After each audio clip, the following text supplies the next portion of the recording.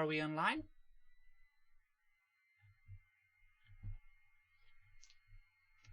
I do believe we are online.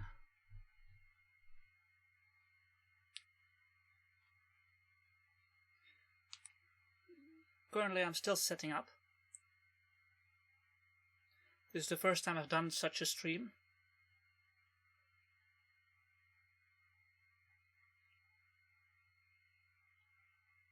And I don't have a second screen.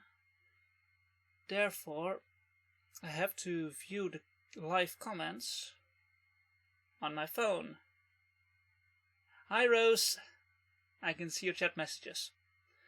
And I can see that you can hear me. Let's see if I can hear myself. And I don't have a second screen. That's sounds good. Well, in that case, we're pretty early. This should give me an opportunity to send some messages to people that we're live.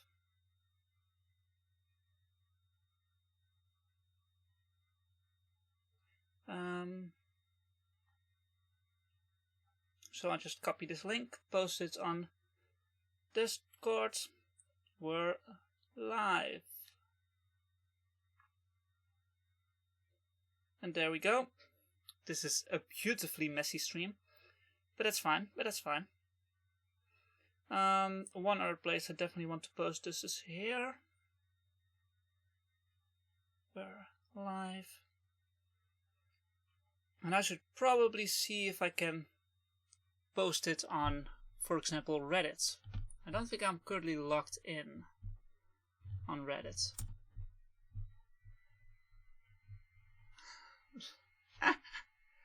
Welcome, Bungles. Thank you very much for joining. I'm quickly logging into Reddit. No, wait, that doesn't make any sense. I don't even know. Can people just tell everyone that I'm live?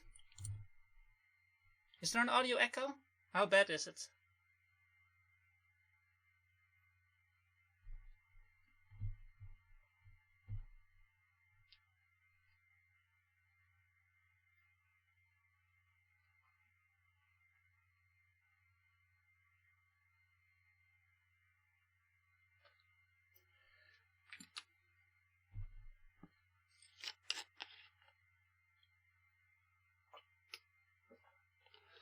And moreover, is the text readable for you all? And does the screen scroll smoothly?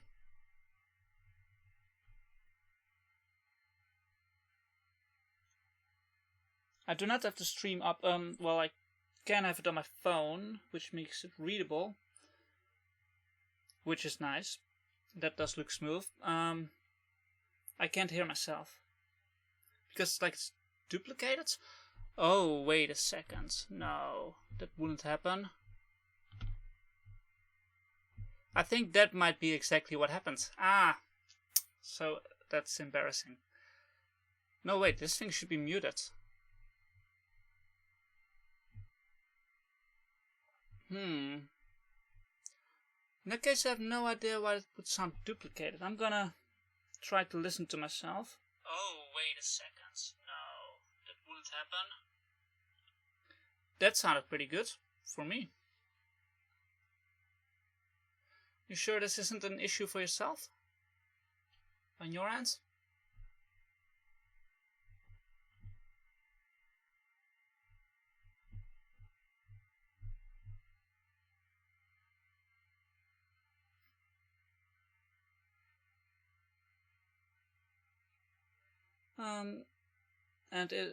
I will also like to ask if anyone else is having this issue. Right now we have four watchers. Of course, the stream isn't supposed to go live until for another 10 minutes.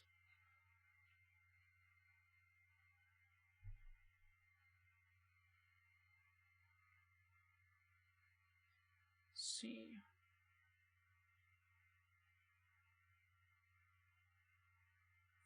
Yeah, I want to see the live chat, of course. I wonder how many viewers we'll be getting. What did you do, Pungles?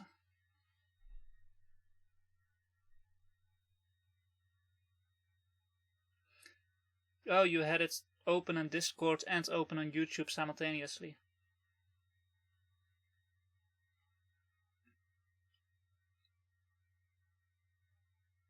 I mean, it happens to the best of us.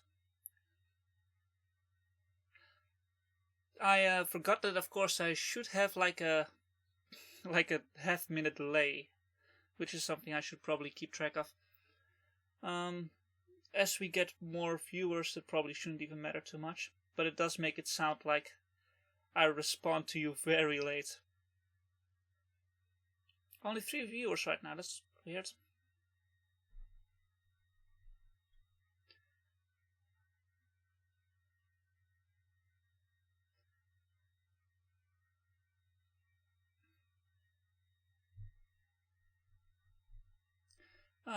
Yeah, I just have to wait a bit longer, I think.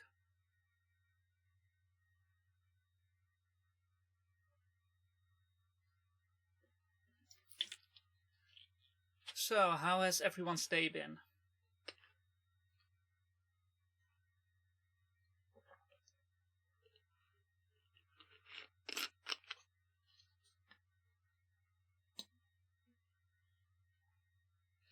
Also, please tell me if the noise my water bottle makes is too annoying.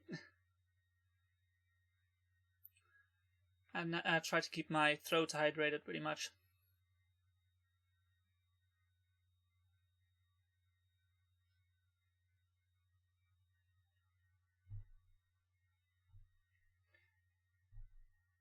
Yeah, maybe I should have just asked everyone's again.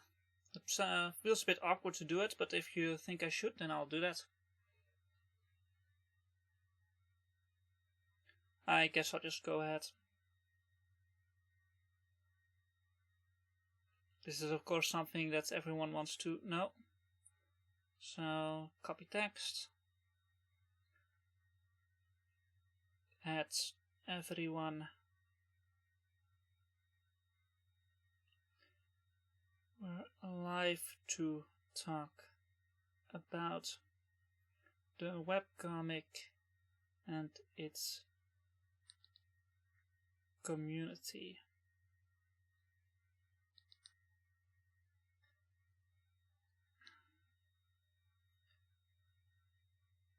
And paste. There we go.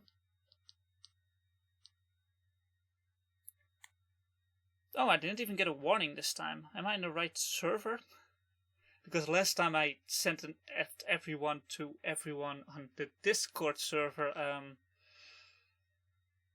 Yeah, like 300 people, if not way more. Ooh, endless barrel of exposition. Let me quickly switch here. How long is the stream likely going to go? Hi V. I expect the stream to take like 2 hours. Of course, you can leave whenever you want. I try to keep it as short as possible, but it really just depends on, well, how long it gets. I can't really predict it. I know that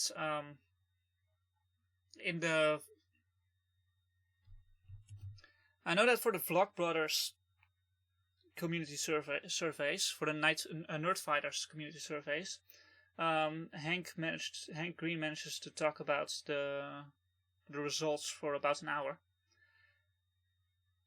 But in this case, I'll be talking with you all and, responding to all of your comments, so it may take like twice as long.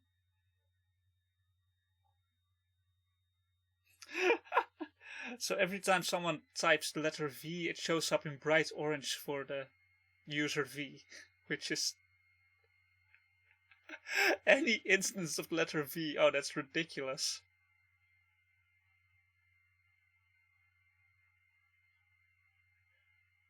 Have you played the game V, the letter V 6 times? Oh god.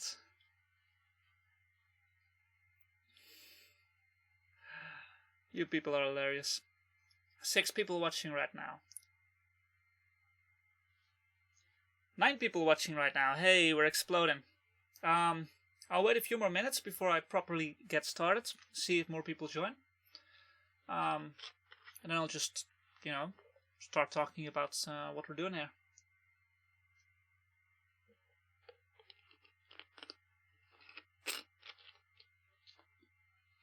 Lawrence made that joke before. I'm not surprised. I honestly don't even know if the chat history will be saved alongside the of the video once it is finished. Does anyone know that?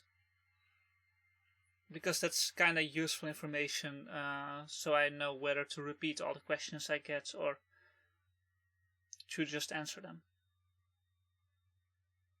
Yeah, I only see 8 people now too, but again, there's a delay, so sometimes people leave, sometimes people join, and that's fine.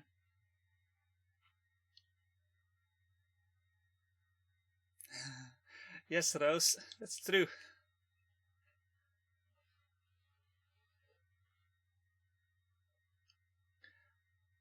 IARC.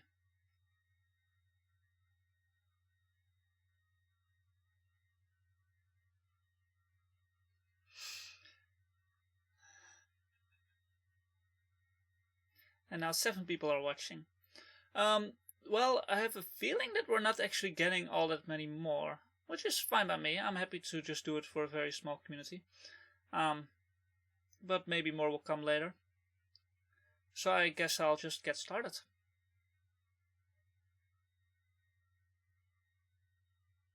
Oh, has Dan responded to my email? No, I would see. So no, he has not responded yet.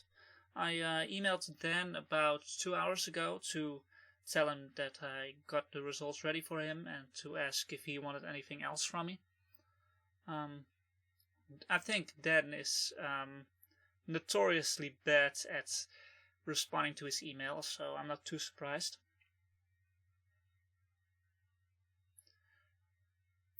But maybe I'll get a response from him maybe tomorrow. I'm happy either way. I hope he appreciates the results. Alright, I'm just gonna get started. Thank you all for coming here. Welcome to the first Goonish Shive Community Survey 2019. I launched this community survey earlier this month, or well, at the end of August, with the idea of getting better insight on the demographics and just the general interests and tastes of the community,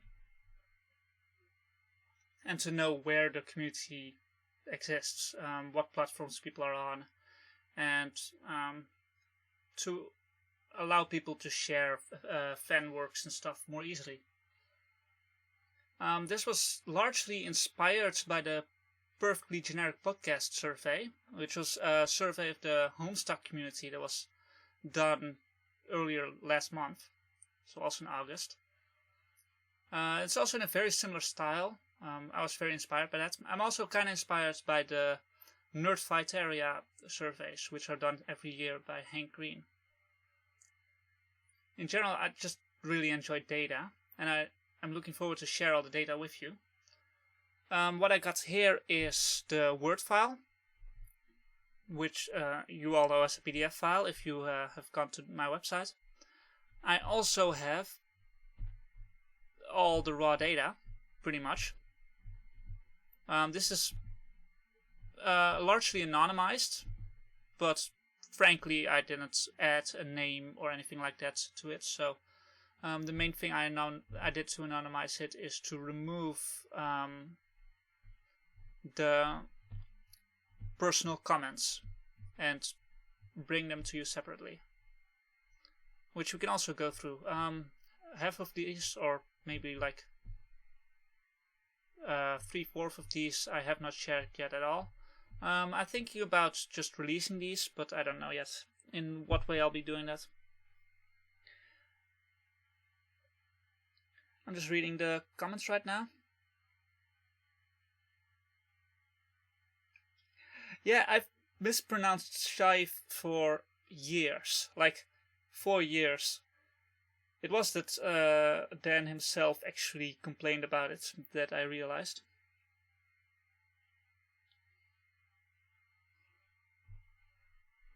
Anyway, let's get started. What I first want to show you is, of course, the general demographics, age and years. I think we were all pretty surprised when we found out that that the average age of Goonish Shive community members is like 29. So the community is way older than you might expect. Medium age too, 27. There were 6 people between the ages of 61 and 69. 69 was the oldest age I came across.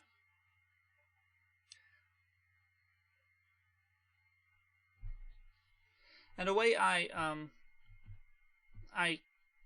collected most of this data, and I wasn't aware of that yet when I did this one, but the way I did all of the other ones was through a feature of Excel titled the pivot table, which you can see here, which allows for a lot of really cool stuff. For example, what you can do with a pivot table is when you click,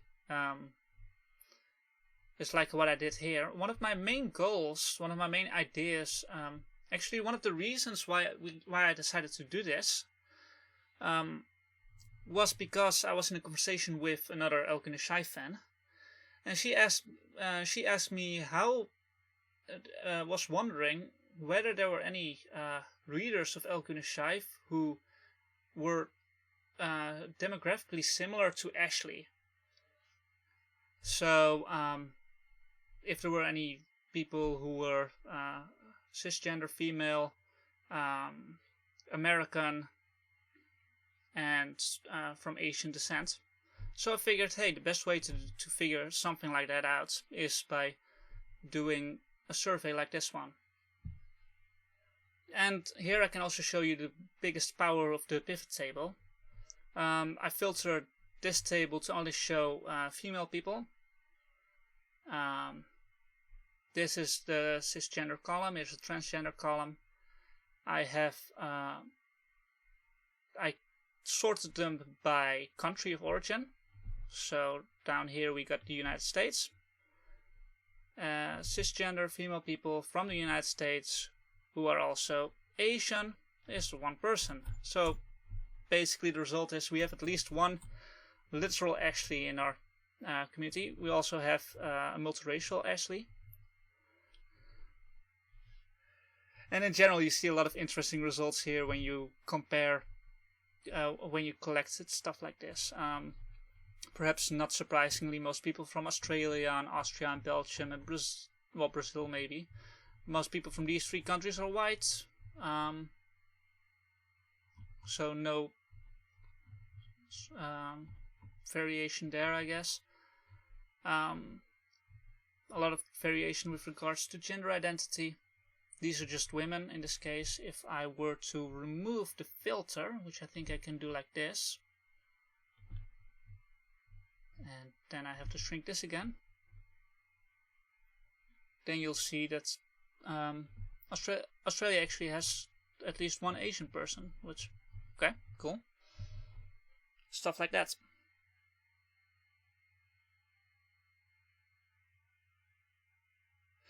What about the person who said they were BC years old? Yeah, I destroyed them. And also I know there was Coldris, so I destroyed Coldris, yes. The most unique, legitimate survey taker. The one I was most surprised about, or well, a few people, and I actually commented upon it in the thing, was the people who started reading Goonish Shive in 2000 and 2001. I'm not entirely sure if they were in high school or college with Dan. In the case of the 2001 person, as a single person, I think they were like 14 or 13 years old when they began reading the webcomic. So I guess they were around the same age as... I think they were so much younger than Dan. It's very confusing. So that was one of the things that stood out to me the most.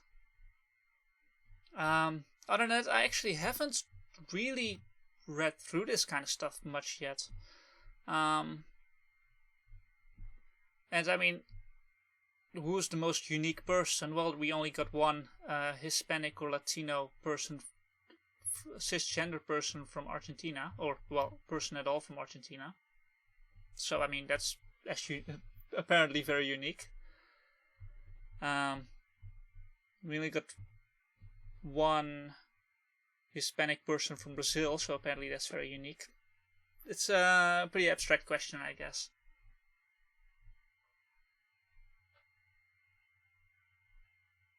They may have just misremembered when the webcomic started, and yes, I agree with that, especially because, well, Goonish Shive began in January 2002. So that's pretty close together. So that was also the conclusion I came to personally. Though all the 2000 ones are still surprising, and I would love to know if that's just some people who, if that might just be people who read Dan's work before he actually put it online. Who knows? According to Shivepedia, Dan is 35. Huh. I think I calculated that the 14-year-old the 13-year-old in 2001 was now 33.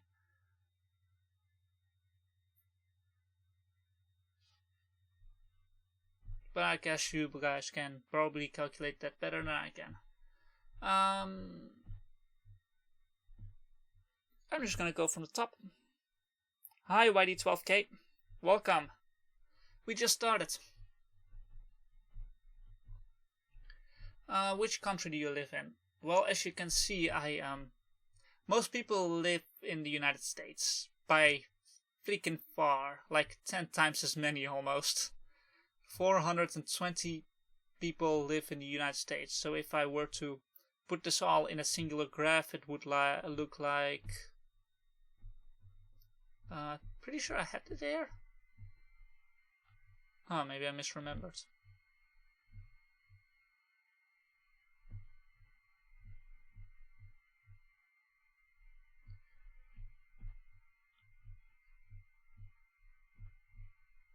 In general, most people live in the United States. I think my phone just crashed.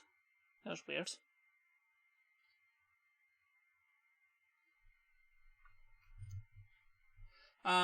Well, Dan lives in the United States. It all takes place in the United States, so it's not too surprising. Other English-speaking countries like Canada, Australia, and the UK are also up there. Also, someone noted that there are 10 people from England and 22 people from the UK, which would make 32 people in total. I think there's also some Scotland in here, so that would be 35 people, which would actually be the third place by far. So my apologies if that was kind of confusing. Other than that, we got Sweden, the Netherlands, France, Germany, and after that it kind of tapers off. A lot of different countries. I like seeing that there are people from such various countries reading the webcomic. I'm quite curious how the people from Japan feel about some of the portrayal of Japanese culture in the webcomic.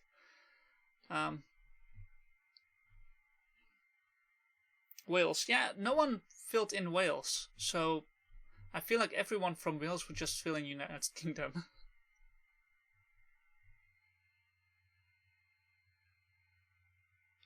Oh yeah, 420. I forgot about that one. That's a very good joke, people.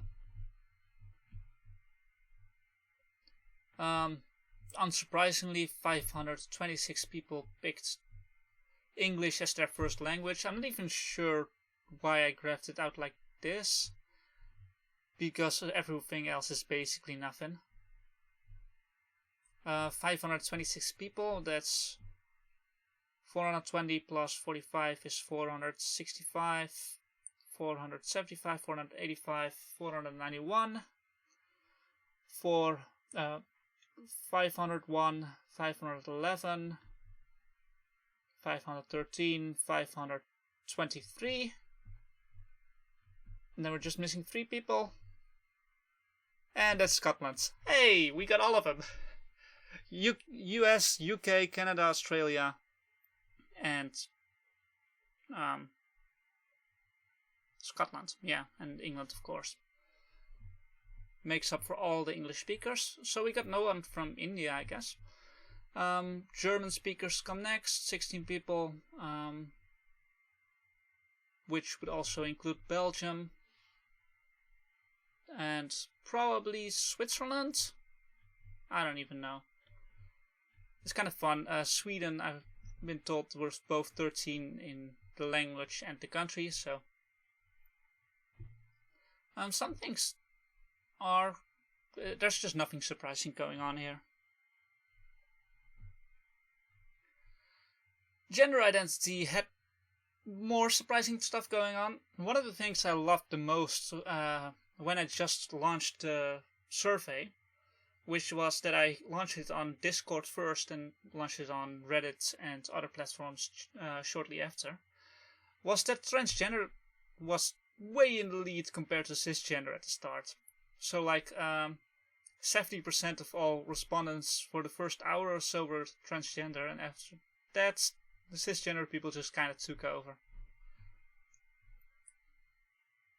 Which I think there's probably a reason for it. Also, there were way more women at the start and men just kind of started taking over. Which I guess just shows a difference in platform. So if I were to go back to the pivot table, for example, and instead of looking up stuff like this, I'll just go here. Might be better. No, I'll keep staying here.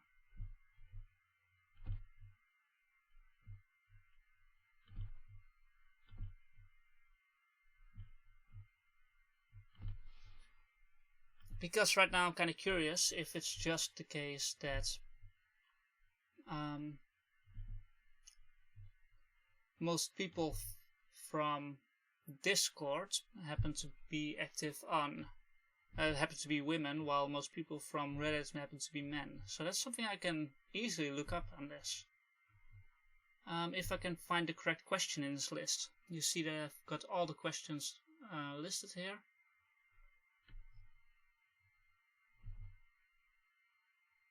Do you follow Dan and other media? Are you active on? There we go.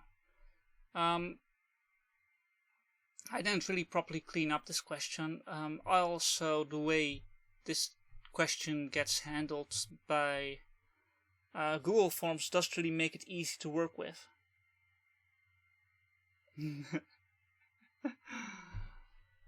But what we can do here is put this in the report filter and only show people from Discord and select multiple items. I can do that.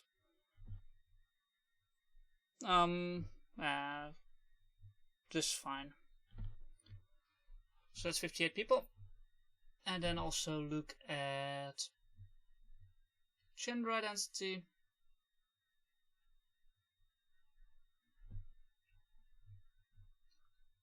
And you can see that the people from Discord are predominantly trans.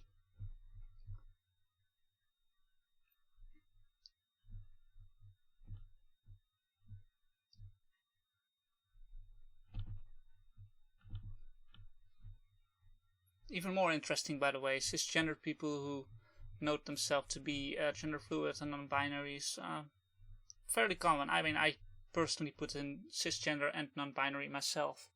So that's definitely a subject for discussion.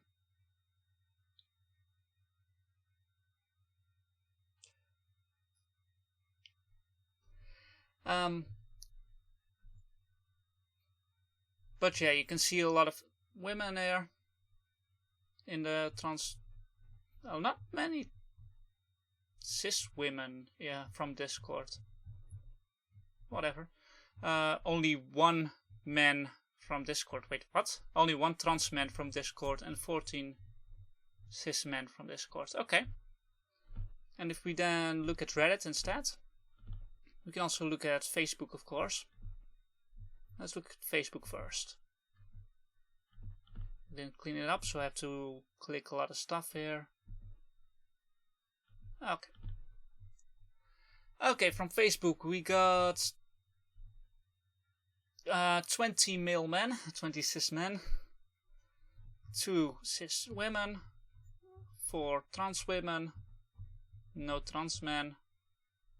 So, Facebook is an example of a website which is mostly populated by cis men, compared to Discord, which is mostly populated by trans women.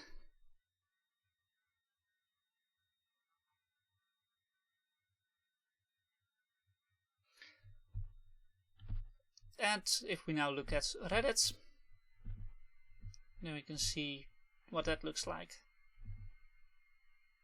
A lot of people are on multiple platforms, but right now we want to get as clean a look as possible. Reddit's most people anyway, so this should... Yeah, that's a lot of people. Mostly cis men, it seems. Also some trans women, which is basically the second place if we were to categorize like this, which is silly, but you know, whatever.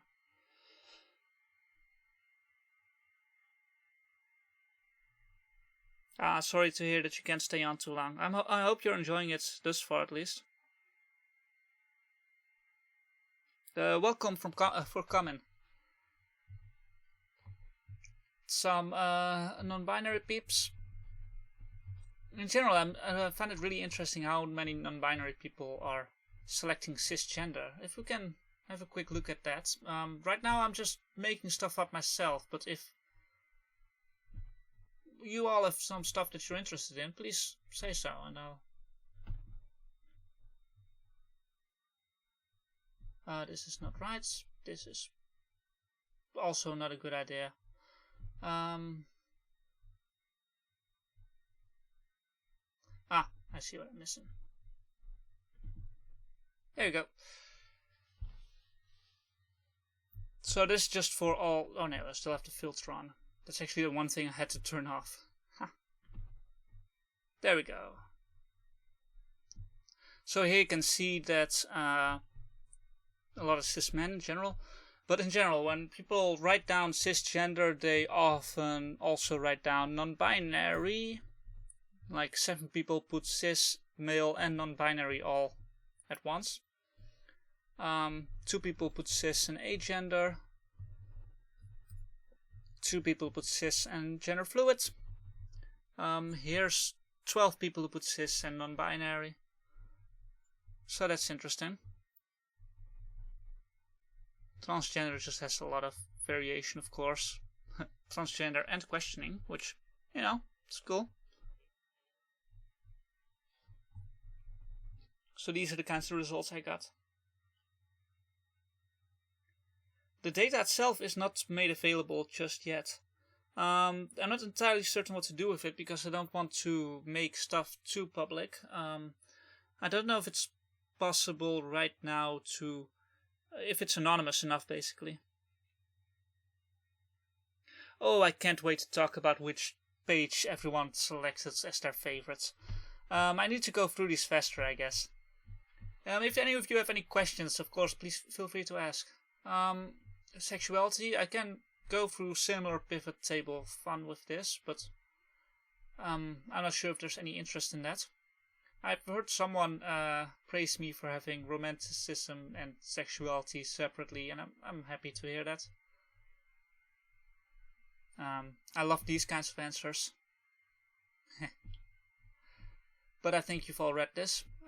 Interesting how 9 people specifically identified themselves as how do you even pronounce this word? Gyneromantic. And I think 8 people as gynesexual. I couldn't actually do anything with that piece of information in the way I set this up. Maybe next time I should actually ask it not about gender, but specifically about this kind of sexuality. But right now I can use pivot table to see how many straight men and how many gay men, etc. are in the community, so that's useful. The main thing. Let me just read this comment for a second. Yeah, I think if I remember correctly, with sexuality I did allow people to select multiple, but I'm not entirely certain if I did. I probably did if I also allowed other. I don't know. But it's vagina sex. I don't know what a hard G is.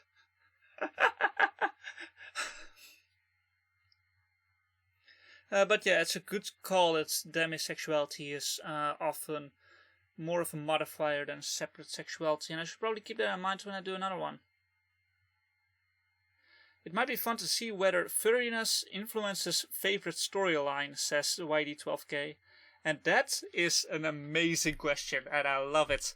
So, oh, that's not correct. Let's see if furriness affects someone's favorite storyline. So what we got here, I hope that didn't mess anything up, is people's favorite storyline. I have to think to figure out where this is. What's your least favorite arc? What's your favorite major arc? There we go. Oh yeah, this is actually really difficult to figure out because of the way Google Forms handles this. But we can still do some fun stuff with it. And furry question was also around here. Do you consider yourself a furry? Okay, oops. Oh, this is not working. Column width.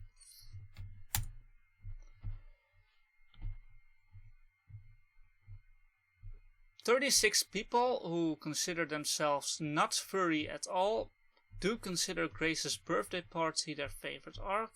I mean, this is not a very useful way, interesting. I don't even know. And people who do consider themselves very furry consider Grace's birthday party also one of their favorites. They generally like Squirrel Prophet a lot, which makes sense, I guess. I mean, Grace isn't actually very squirrely in that arc. And also they didn't select many other things. So actually Sister 1 got selected a lot, I think. Not all that much, actually. It's hard to really get anything interesting out of this one. Gynosexual. Is that correct?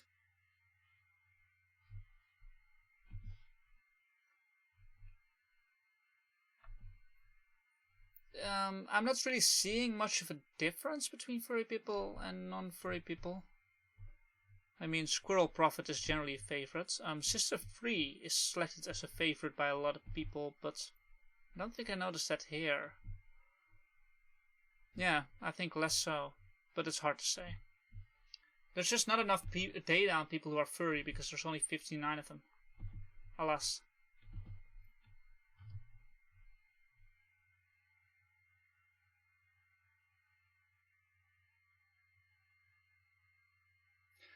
Oh, I love this comment.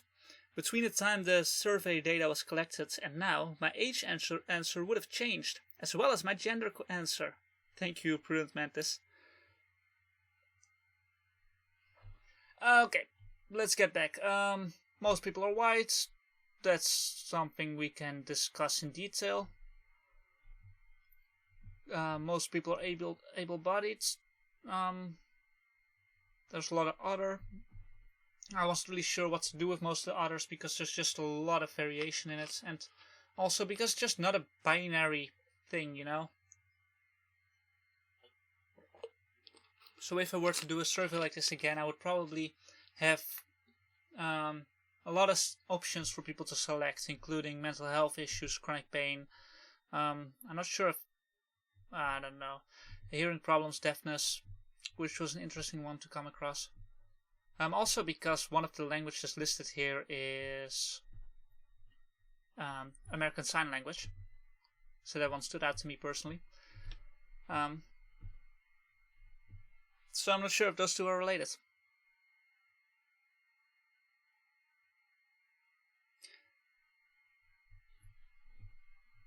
Neurodiversity. A lot of diversity.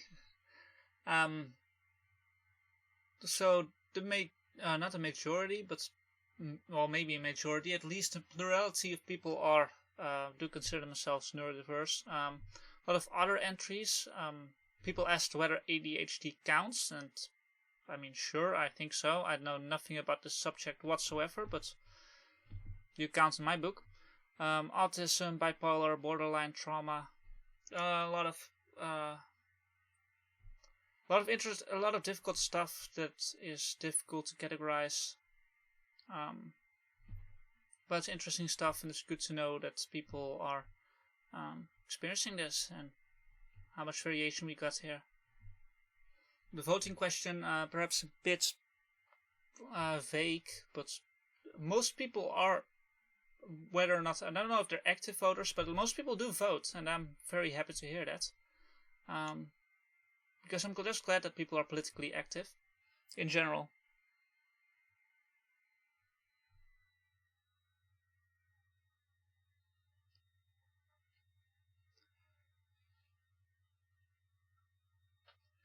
Political views. This was a controversial one. A lot of people from the same continent I'm in. I'm from Europe myself, Netherlands. But most people from Europe were actually very critical about this question in particular because liberal and conservative, in general, people just assumed this question came from an American, which is fair, I guess, and thought it was the American left-right divide going on here. In general, I had a lot of difficulty creating a question like this. I wanted to have some insight in some political idea, but it was really difficult to select a good question for this. The perfectly generic podcast survey asked people to rank themselves from left to right, but this question was even more difficult to answer worldwide because left and right just had incredibly different definitions depending on where you live, while liberal and conservative are less so. Now, I'm not a political theorist at all. People have suggested I should have used progressive rather than liberal, because a lot of people who consider themselves left or more liberal or more freedom interested, whatever, than people who consider themselves conservative have noted that they actually consider liberalism as way too authoritarian, I guess, way too government focused. Which is true, because in the definition of liberalism, it's about being equal under governance and being free under governance specifically. So in general, it was just a difficult question. I probably should have put even more thought than I did into it. But on the other hand, I don't think it was really possible to do this question correctly as a singular question.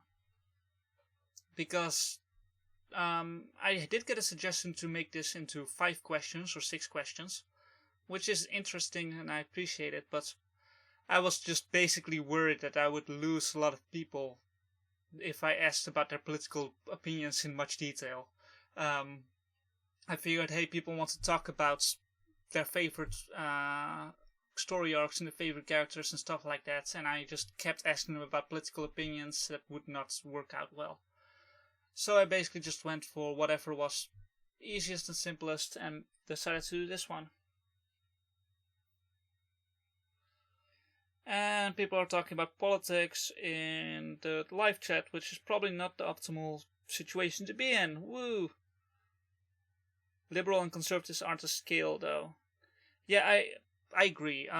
What I did do here was pick 2 things that are not really related to each other. I have no idea if this data is useful for anything. One of the interesting things that was done in the perfectly generic podcast survey was see how individual tastes differ depending on political opinion. But either way, we only have like 6 people who consider themselves conservative, or 26. So it's kind of pointless, whatever. Thank you all for responding to it anyway. The religion question is similarly complicated. Because I'm also not exactly a religious theorist or a theologist or whatever. A lot of people noted that you can be both agnostic and atheist. This was an exclusive question, the way I put it on the website, on the survey. In general, it was just a lot of confusion about it and a lot of feedback on it. Despite this, I do think I got a lot of interesting stuff. Some people also noted that they might have been interested to look up whether people were Muslim or Christian or Jewish or Hindu or whatever, Buddhist.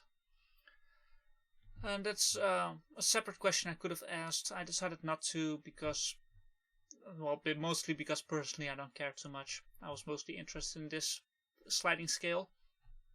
It feels like a 1 to 5 scale, much like the previous question, to me personally. I don't think other people experience it quite the same way. I don't know. In general, I think it might be interesting to use this thought in comparison with some other stuff. But you can come up with what it is, and I'll look it up. Video games. I mostly asked this question because I know that Dan has a habit of writing NP storylines about characters playing or being inside of video games like Skyrim, Fable, and Fallout. And I'm sure I've got one. And I probably should have asked people what their favorite video games were. That might have been more interesting than this one. Right now we do see that most people consider themselves gamers. I'd say the majority.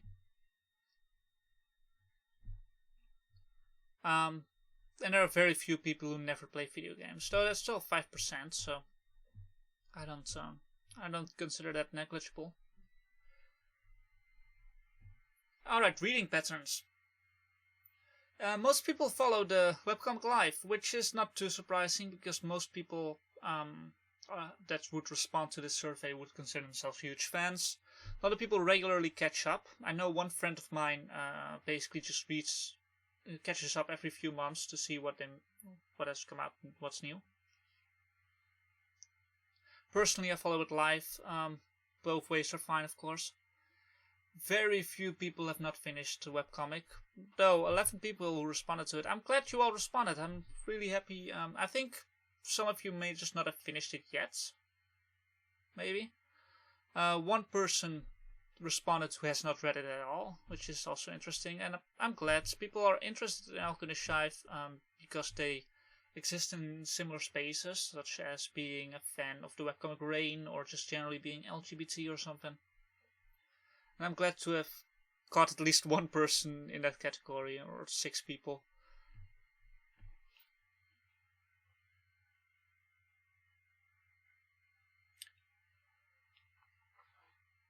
Similar question. This one was apparently a bit vague. I did not ask it in a way that's very clear. I asked how many times have people read the webcomic. My intention was not entirely from start to finish, but I did want to figure out how many times people have basically felt like they reread it. I know sometimes people start just after Painted Black or start just at bringing Silly back, which are good starting points. And I would consider that a full reread, basically. I hope no one responded to this thinking that it was referring to just how often they come back at all. But yeah, my issue was basically that it was just too vague a question. It was cool to see that most people have reread the webcomic a lot. Like 70% of people have read it over 10 times. 15% of people have read it 5 to 9 times. That's a lot. I think I put myself in the 5 to 9 category. Yeah, start to finish is fine too. I'm alright with keeping the question a bit too open. But I'm sorry that was too vague. That's just wasn't completely correct. I don't know if everyone read it the same way. We were just talking about this when people started reading. A lot of people started reading in 2004. In 2010, it kind of comes in waves here, but then nobody started reading in 2011, which is odd. I don't know if Dan did something this year or that the webcomic moved from a different platform or something like that. Very possible. It's kind of rising again. It has been fairly even. But people consider this year the best year for Goonish Shive in some ways, so...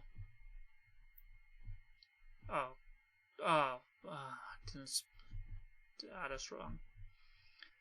I did not copy edit this survey well enough. People started reading it based on TV tropes mostly, which does not surprise me, because if you follow the if you are in the community deeply, you may know that like half of all TV tropes pages have an image from Goonish Shive on it. Personally, I think, as far as I remember, I started reading Goonish Shive because I found it specifically on the gender bender page on TV tropes.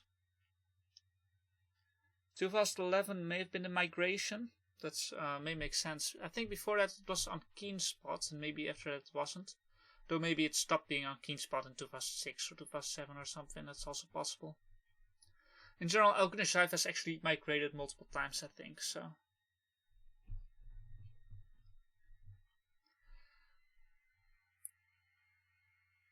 2011 was one of the worst years for the story. What happened in 2011 again? See, the nice thing is I can easily look this up. 2011 was... oh god, New and Old Flames, it seems. And if we go here, that one doesn't exist, but that's fine.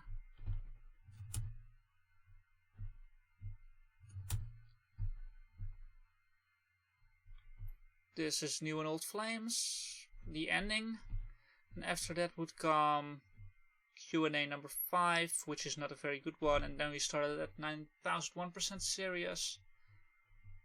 Oh, this one was good One Way Road, but Legend of Selida was not exactly, I don't know how many people this one brought in. So yeah, this is not, I would not expect 2011 to be a year where a lot of people would start reading the webcomic. A lot of people went in from a link from a blog or webcomic. There's a bit of an overlap here with the HiveWorks cross-linking, so maybe people may have misremembered it. I don't think I've ever seen any blogs or other webcomics linked to Goonish Shive other than the square root of minus Garfield, funnily enough. But I wasn't active on webcomics 10 years ago. A lot of people must have come in during the Keenspot days, and of course then the cross-linking was through Keenspot, so maybe I should have asked that separately. But yeah, a lot of people went through the HiveWorks cross-linking, so that's cool. A lot of people through IRL friends. So people from Reddit, Discord, forum, social media, instant messaging, Tumblr, 4chan, which is surprisingly large, well, it's 5 people. I mean, whatever. A lot of variation here. Apparently I just put this in here pretty much as is. Which is kind of funny. Porn sites, hilarious. I was in Keenspot and reading every webcomic on the site. Well, see, that's exactly what I meant. Searching TG content, well, that's basically what I was doing as well. This was probably referring more to the transgender as Ted understood it before. There's a name for it. There may have been ads on webcomics like Misfile. Well, see, most of those ads are actually also HiveWorks cross-linking. HiveWorks cross-linking does both ads and, well, the bar you may recognize. I don't think Misfile did, but I don't know. Erotica, My Dad, which I appreciate, my brother recommended it. Well, these are really just IRL stuff. There's a website I don't even know of, Reddit Tra, or Trans, whatever. which should be the comedy one. Top webcomics, a link from Slashdot, which is interesting. It would be a blog. I didn't know, yeah, you know, Slashdot is big. I love how one specific person said the square root of minus Garfield. It's great stuff. People reviewed Goonish Shive, and pretty much no one gave it a 1, which is nice, because several people did respond to it who have only read very little of the webcomic. And if you've only read like the first chapter, you would probably give it a 1 or a 2. But I'm glad people, well, to be fair, I would also always be adamant that the webcomic was good from the very beginning. But in general, most people just give 5s. A lot of people are nice. The average rating was 4.66, which is pretty high. And B, fewer people read it, just in general. Nothing too surprising here. People rate it a bit lower. I think nobody gave it a 1, which is interesting, but probably because less people just read it. Not that much less. 38 people have said that they haven't read it. 20 people, very little. Most people either haven't read it at all or read the whole thing, kinda. It's reread less times, though still a lot of people have reread it. A lot of people have only read it once, which is way fewer than you see here. Here only, okay. I mean, here only 100 people did, and here 200 people did. So, Sketchbook, I have less questions on Sketchbook, just because every question I ask is a lot of work for me. A lot of people have read all of Sketchbook, which surprised me because it's a lot of sketches, which is not very thrilling to read. But a lot of people have read the whole thing. I've gone through it a lot, but I've read the whole thing too, but I've never reread it myself, so I don't know how often people do that. Maybe I should have asked it. Favorite characters. We're getting to the fun stuff now. It only took us 40 minutes. I don't think most people are too surprised at this one. I personally thought Susan would be number 1. I'm really happy to see Ted being number 1. After that comes Grace, which doesn't surprise me. Ellen and Elliot doesn't surprise me. Now I say Sarah Justin. I personally did not find this surprising. Did any of you? Please tell me. I also asked for favorite character overall, and it's still Ted, it's still Susan. Not too surprising, because I know that people just love main characters. Personally, I've always been a minor character fan, so I'm really glad to see Ashley in here. I know that Ashley in general has been controversial, I guess. A lot of mixed opinions about Ashley. Some people just really dislike her. Because of her manic pixie dream girl-esque going-ons. A lot of Pandora. I should have really added this here, by the way.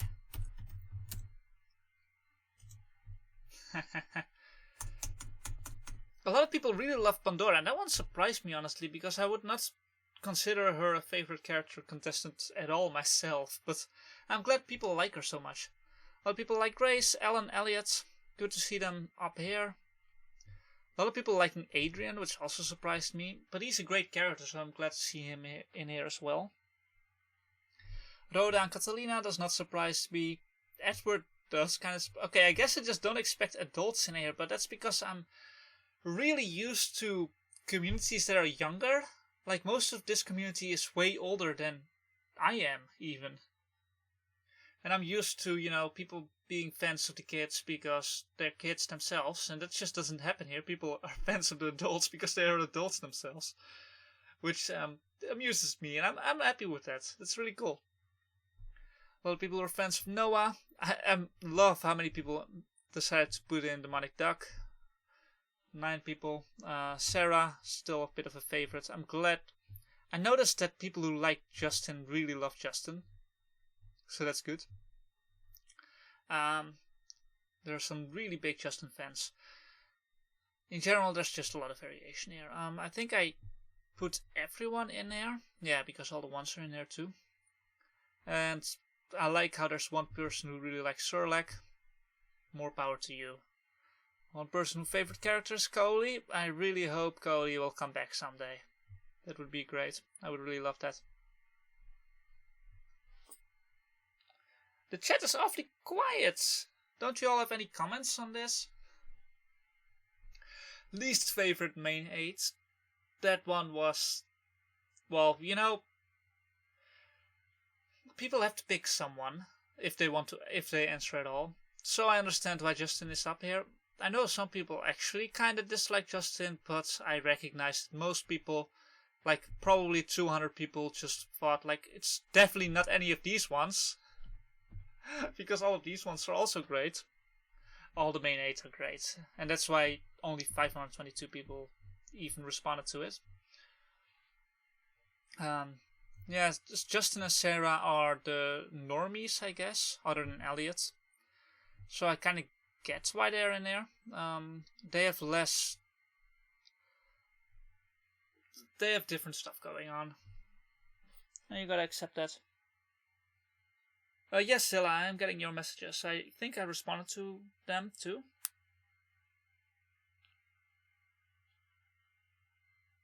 In voice, unless you can't hear my voice, that would not be good. Yes. Yeah, okay, I can hear my own voice, that's good.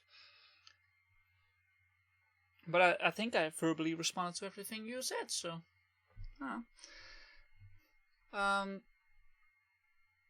But yeah, this is almost exactly the inverse of the favorite main 8 character, with the exception of Elliot and Alan. Funnily enough. But those two are just generally really close. Almost like the clones. Haha. I think both characters are just really great. And I love both of them so much. Least favorite characters is mostly villains. Or, well, Rich, you're a villain now, I guess. And also, Nana says, Mother, you're also a villain. I do not comprehend the hate for some guy. Can someone explain this to me? I want to know why. Why do people dislike some guy? Some guy is brilliant. I love him. Also, why do people dislike Larry more than Rich? That makes no sense. I guess I kind of understand it, because people may not actually like the idea of a character like Rich, getting, what's the word I'm looking for? This is kind of the same reason why people dislike Yellow Diamond, for example. Somewhat of a similar character. You don't want a character like that to be, I forgot the word. For anything good to happen to him. Which, you know, it's fair. I'm not gonna argue with any of that. People dislike Demonic Duck. About just as many people dislike him as like him. Well, he's a ridiculous character, and I understand why he hasn't come back in many years. Over a decade, probably. I miss him, though. Demonic Duck's great. People dislike Melissa, I completely get that. People dislike Kitty, I don't really get that, but I kinda do, because it's complicated. People dislike Lucy. It's interesting what comes up here. People disliking George is kinda surprising to me, but not too much. And there's always just someone who has a... I do not understand. I do not comprehend this one.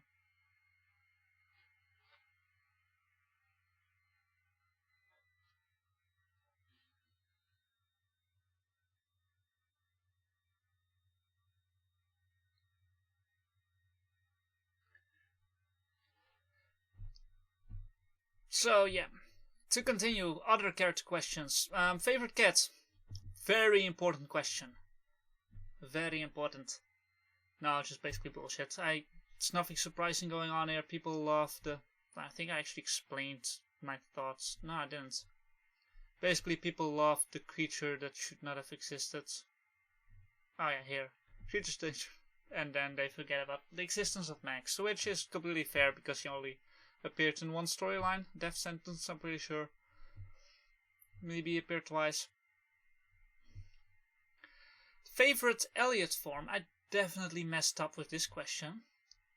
Because people love default Elliot and I didn't even give that option to people. So this one would have probably gotten all the way up here if that's my guess at least.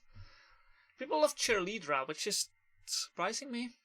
The pink-haired version from Escape from the Mall, or no, not Escape from the Mall, Date at the Mall. A lot of malls in this webcomic. People like Heidi, which makes sense. I expected more people to like mild-mannered. I really should have included Gracelyn, because Gracelyn is honestly my favorite, probably. It's a great form. Yeah, nothing too surprising going on here. People really like all Cheerleader, actually. These two forms, I don't like them myself, so I'm glad some people do. And this one. Whichever one Elliot likes the most. Favorite story arcs. People did comment that I should probably... Can no one hear me? No one is talking in the chat at all. I think my chat may be... Oh, crap. I think my chat may not just not be updating. Let me... Oh, my chat wasn't updating, that's why. I'm so sorry, people. And I'm sorry for confusing. Oh, there's a lot of messages I missed because of this. My dad really got... Alright, give me a second to read all these comments.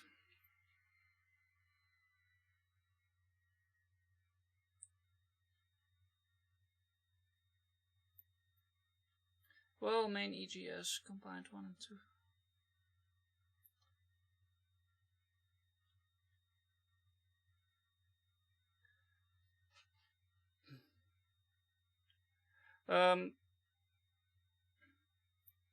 Some guy is the character from Squirrel Prophet, from the card game tournament, who eventually won and who was a bit of a running gag. People do dislike Rich more than Larry. Yeah, redemption, that's the word I was looking for. People don't like the idea of a character who's kind of like Rich getting a redemption arc. Some places where Rich was straight up bad, Larry was a little more questioning, exactly. It's completely fair to slam the dislike button on Elena and Demetrius 700 times, because they are kind of assholes as far as we know. At least they were. They probably still are. Kitty's is one-dimensional. That's exactly what I was trying to get at. Here, read us. That's the issue, exactly. Still touching it down. Oh, it's technically a form of Elliot. That's also true. I didn't even really think of that. And I'm caught up with the comments. I'm so sorry. I'll refresh myself from time to time. So we can finally talk about the favorite major arc.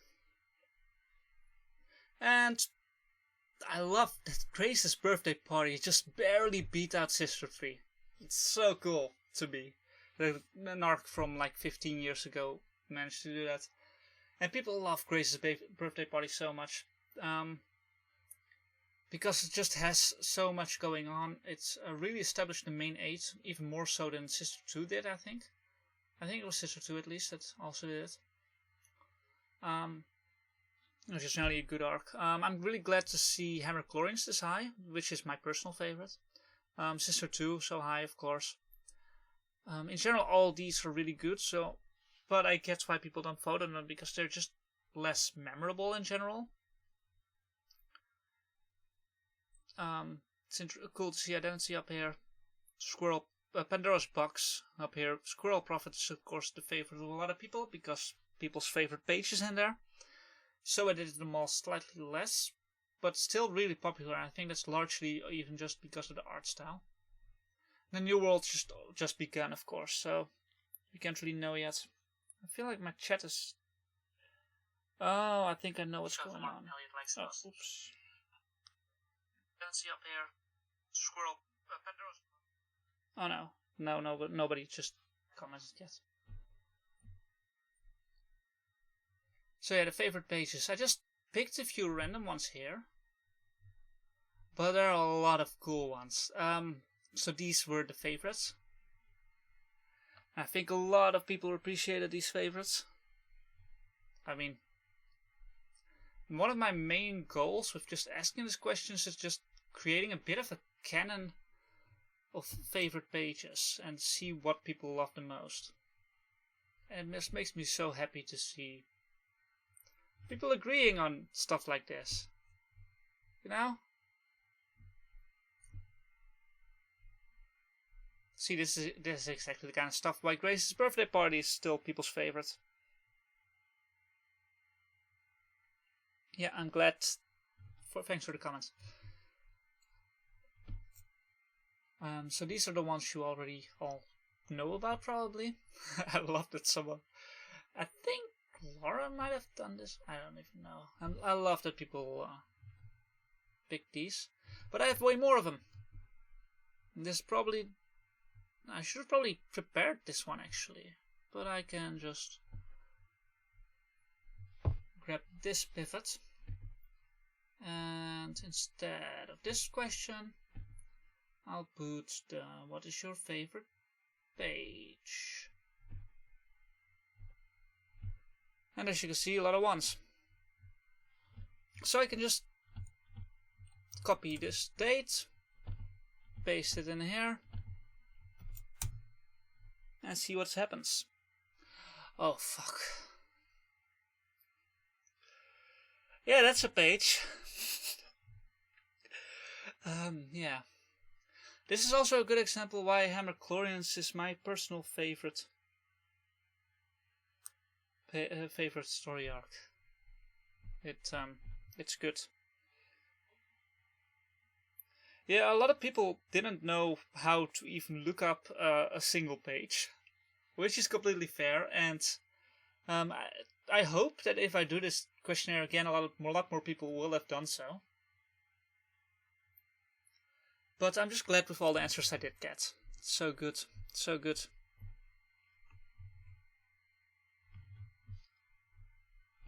I think this should also be a Hammerchlorians one. Yeah. Oh. Yeah, this is an interesting pick. I would not have considered this one, but this is Grace's recent trauma, I guess. Yeah, no, right? I should probably stop picking strips from Hammerchlorians, even though they're fucking good. Random selection full of... Oh, shit. Oh, this is a good one. Of course, they're all good ones.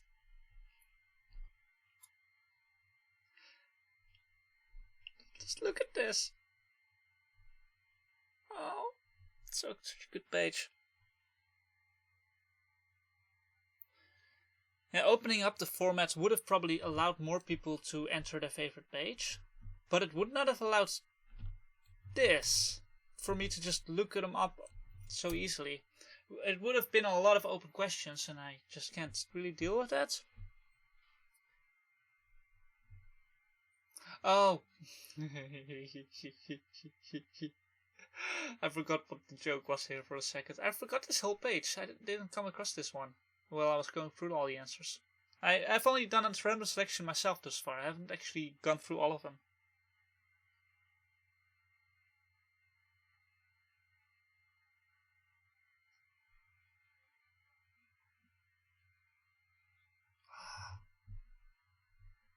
Um, 2008. Why not? And I'm really glad to see some really oldies in here. So good. Oh yeah, this is. Oh yeah, it's mostly just because this panel.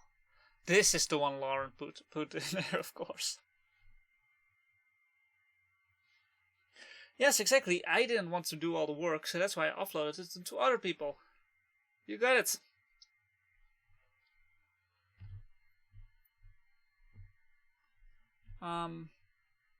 Oh yeah, this is definitely something people want to see.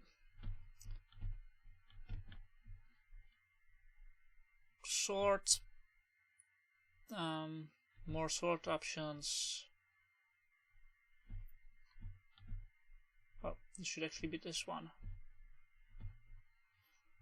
The oldest one that people put in, not ignoring this one, is 2002-03-29. If people have any requests, by the way, for a specific page to look up, oh, this is a good one. I got why people look this one up. Such a dumb strip. I love it.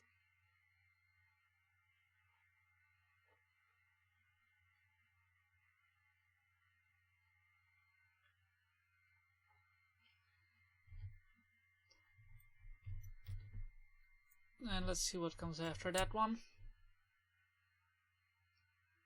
Oh, that's interesting. Sorry, you caught me and brought me back here, didn't you? Yeah, you collapsed after you scared that mugger away.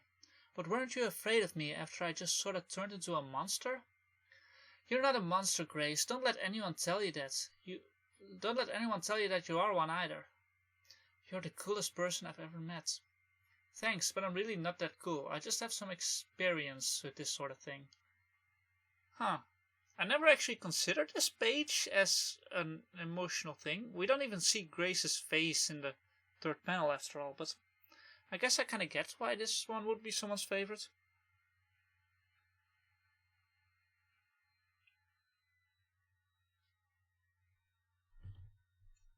It's an interesting pick. I love it. It just puts a new context around these strips too.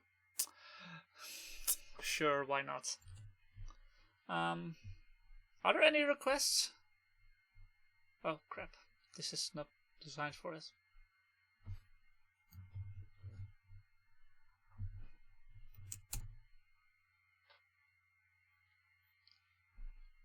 And this, of course, is the most popular one.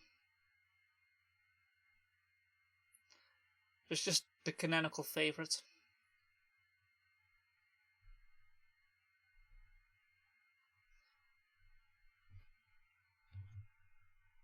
I'll just pick another page, because why not?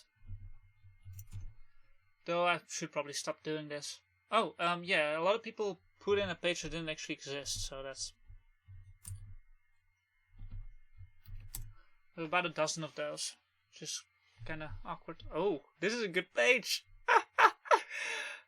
Ah, people are good.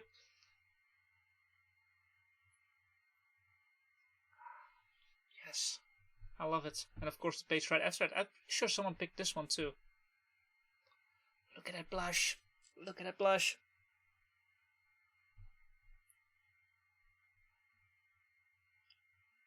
A friend of Zilla. There's a page on where they're in a line at the movie theater and a friend of yours is in a lineup as a cameo. That's interesting. I think I know which page you mean, because I have reread the webcomic often enough. I don't know if someone picked that page, so I'll just have a quick look. It is very early on, I know that.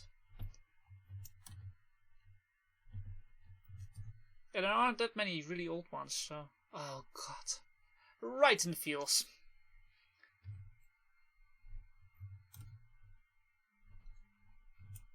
It would be so easy to just start reading from one of these.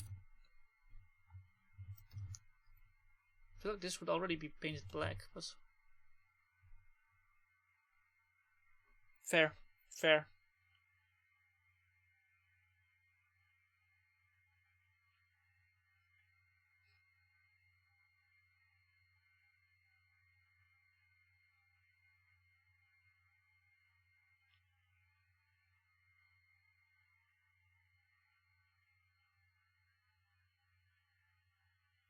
Ashley's blush gets even better a few pages after the Sailor Moon transformation. It's true, I remember.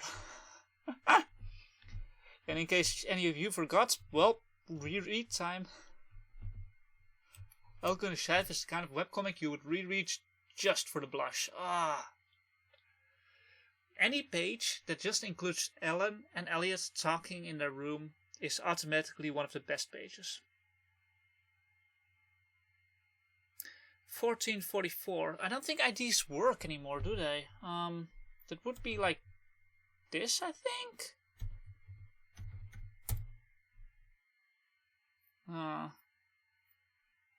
I don't know how to get a page by its ID anymore, sadly.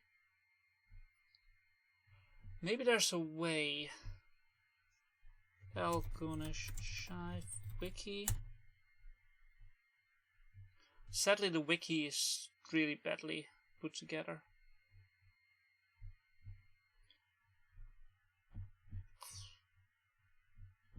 Whatever. I shouldn't have clicked that. My computer's too slow while I'm streaming. I don't think this would even be in here if it was.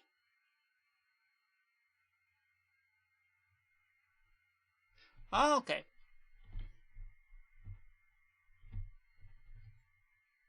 Let me just read that. It's question mark ID equals year.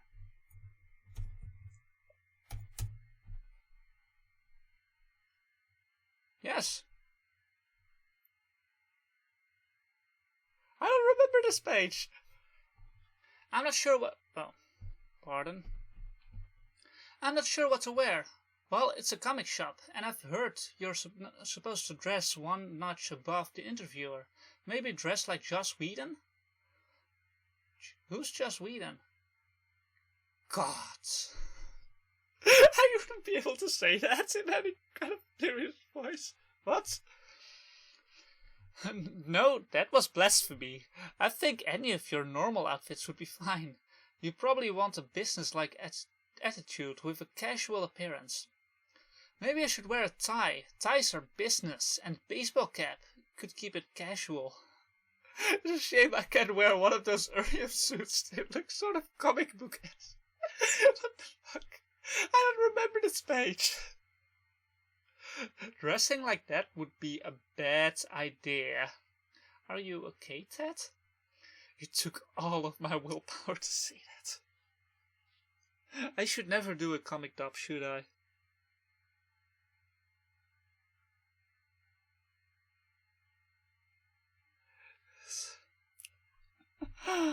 I'll continue with the survey. I'm so glad I did this. Unless anyone else has you can always come with suggestions. We've only been here for an hour and I'm already through most of the thing actually. So it's going well. Is it possible to plot the number of favorite pages choices by year? Yeah, I did this with the pivot table option. And obviously most people picked. There's a name for it, so that has a huge spike. The other spike is Sister 2, I think. In general, there's not really a pattern in here. A lot of people pick recent pages, which makes sense because they're recent and people remember them better. So 2004, 2005, 2007, 2008, 2011, 12. And 16, those just get very few. What happened in 2016? Let me just have a quick look. I'm kind of curious why no one picked a page from that.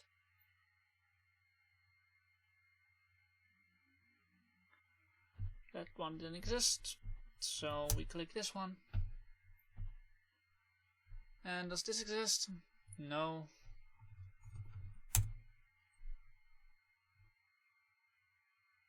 This is actually something I frequently do just to find a random page in a certain year.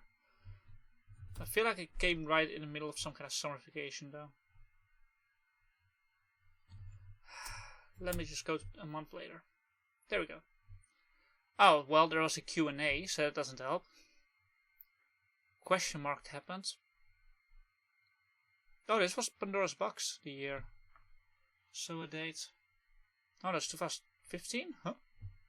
So a date kinda ended.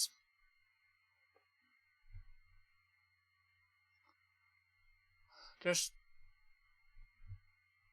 just very few pages that come out in that time. And it's the start of Cat's Paws, but it didn't really get very deep in, I think.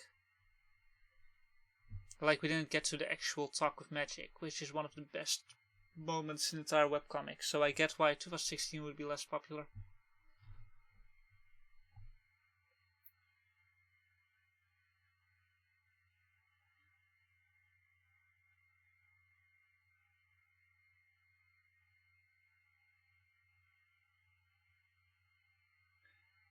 In that time, they don't use the date. Yeah, annoyingly, they don't use the date format in the URL anymore in 2018 and beyond, which makes it actually kind of difficult to look the ones from 2018 and 2019 up, but you know, there are other ways to do that. Least favorite major arc is, unsurprisingly, Goonish Shive, because Goonish Shive has 3 non-canon chapters, and though it does introduce most characters, it's not very good. Sister is very good. Goonish Shive is mixed. A lot of people dislike Painted Black, which is kind of well known. I like how many people enjoy Painted Black. Like 34 people consider it their favorites or one of their favorites, but also 69 people consider it their least favorite or one of their least favorites. So I get that. Guest comics, I don't like guest comics either. I mean, it's fan art, and I enjoy it existing. I don't know how to feel about it. It exists. Q&A, nothing surprising. I know a lot of people dislike Hammer Chlorians, and I don't get it. I mean, there's some flaws in it, but it's also my favorite, so. Shadows of the Dark is surprisingly disliked.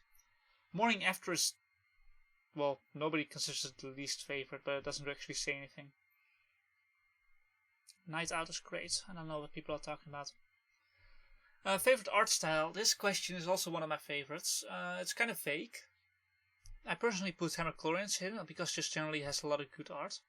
And also Sister 2 because that color. And also that beautiful flat coloring that I was really big fan of. It also had the black and white, pure black and white flat coloring, inking, whatever. You're generally surprised for all the hate for Painted Black. I feel less so these days. But I used to just really dislike Painted Black myself, so I really get it myself. Because it just gets really dark without really feeling the stakes that well. It's hard to truly care about what happens in Painted Black to me. I don't feel like the stakes were set up correctly. So, but also the art style is just not my favorite.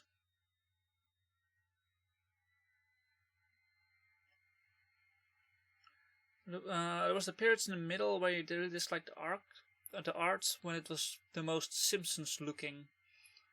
What kind of chapters do you mean for that? Which storylines? Because I'm not sure when that would be. In general, people just really like the colored art the most. So Sister 2 and Squirrel Prophet.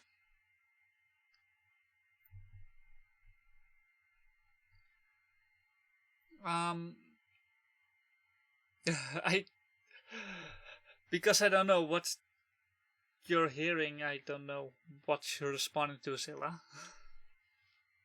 Because I said a lot of things just now. In general, I just really like that a lot of people think the art is getting better right now, which is cool. And that the new world is the prettiest it has ever been, which I get because, oh my god, how much do I love the huge images we got right now. The panels are enormous. Or they're a bit smaller now because he just puts more panels in, honestly. Which is probably not the best way to handle it, but I just love how big some of these panels are. If I look at the latest pages, like, look how big this is. I'm not sure what one of the prettiest pages from this arc is, but I can quickly look up. If I sort this again. Oh wait, it's already sorted. So if we were to go to, for example, 2019 0722.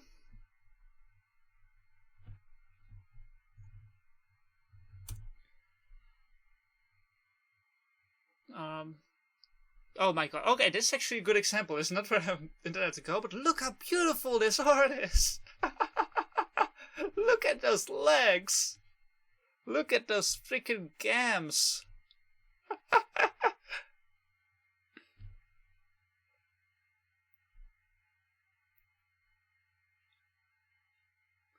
Yeah, monitor resolution changed and therefore webcomics are bigger now. I love it. Look at how gorgeous these pages are.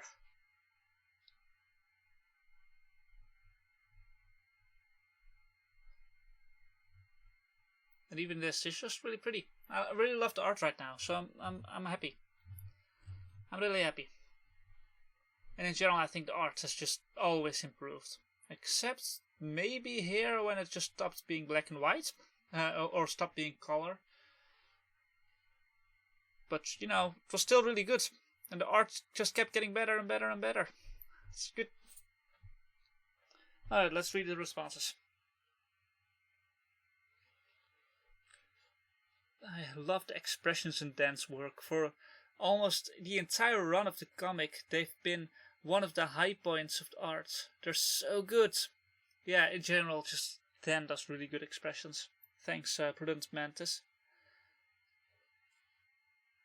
Are you TF baiting by objectifying her legs? Well, come on, have you seen those gams? Alright, let's get through this. Identity. I asked people to, personally, the way I experienced it is that I actually figured out a lot about my own personal gender identity through the Goonish Shive community. So that was something I was asking about, because I was curious if other people had the same experience. So personally, I filled in a 5 at this question. A lot of people didn't fill out too high here, but I still love that like 27 people feel like their gender identity was changed, or their identity was affected a lot by the Goonish Shive community. I'm so happy to hear that. Like 70 people feel like it was affected. It's brilliant. But hundreds of people feel like they were affected deeply or personally in their with their identity by Goonish Shive, and that's just really nice to read. And I always kind of knew that. I mean, the fact that there's a name for it got ranked so highly is for a reason, of course.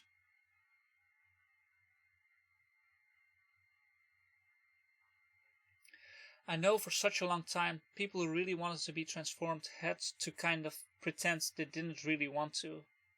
So they pretend it was a punishment, and they pretend to do things deserving for punishment to get transformed. Those questions probably could have... Yeah, thanks, Scylla. I agree, and that's why I read it out loud, because I've always felt the same way, kinda. And I feel like Dan also felt the same way, because that's how Sister started.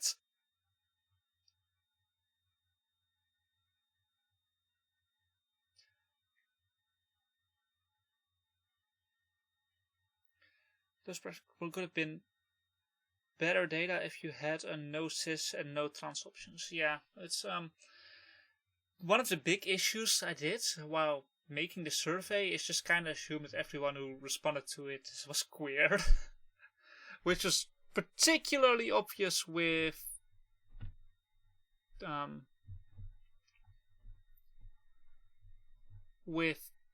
this question. Not this question, not this question, not this question. Oh, this question, yeah. About queer media and what people's favorite queer media was. That was just badly asked, because I just assumed everyone who would respond to it came from the Discord server. And that wasn't the case. And as we mentioned earlier, most people from the Discord server were trans or whatever. Or, also, my experience with the word queer just kind of came from Twitter. So, I agree with this. Steven Universe, Shira, Homestuck, Bloom Interview, that's the kind of stuff I would think of when thinking about queer media. Rama 1.5, Legend of Korra, Sense8, Some Like It Hot, RuPaul's Drag Race, My Lesbian Experience with Loneliness, that kind of stuff. I can actually go through the entire list now. I kind of went ahead. I hope no one minds. I'm not doing everything completely in order.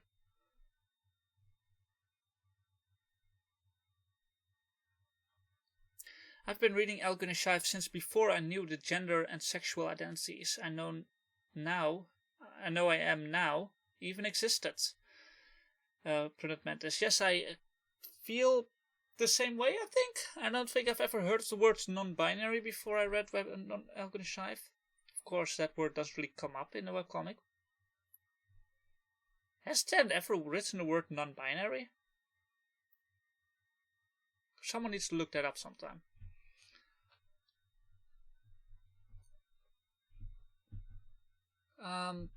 What I want to look up. This is favorite webcomics, and yeah, these are all the queer stuff. And if I were to add a new graph, I should have put this in a Word file, so I'm sorry I didn't prepare. But this should work out just fine if I sort this.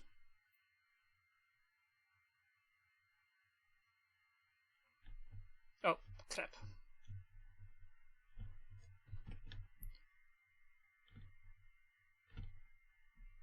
There we go. People's favorite queer media. I hope you're interested.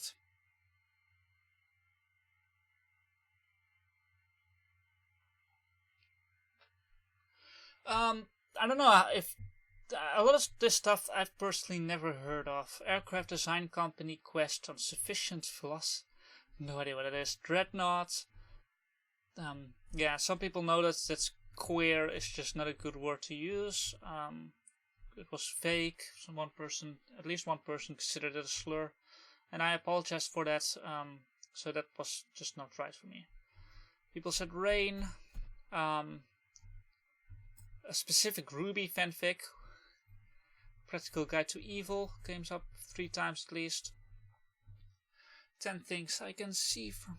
Well, you all can read it yourselves. Always Human came up a lot. Assigned Male, which makes sense. Boys Love Anime. Buffy. Carmilla, which makes sense. ContraPoints came up at least 3 times.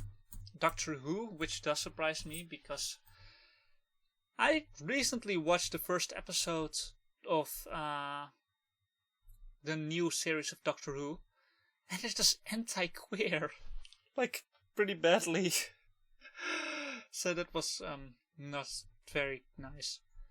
But yeah, it does have some cool gay stuff going on, so I'm glad to see it in there. A lot of Goonish Shive, not surprising. That's why I ordered it like this. Go Get a Roomie, which is not surprising. And we go.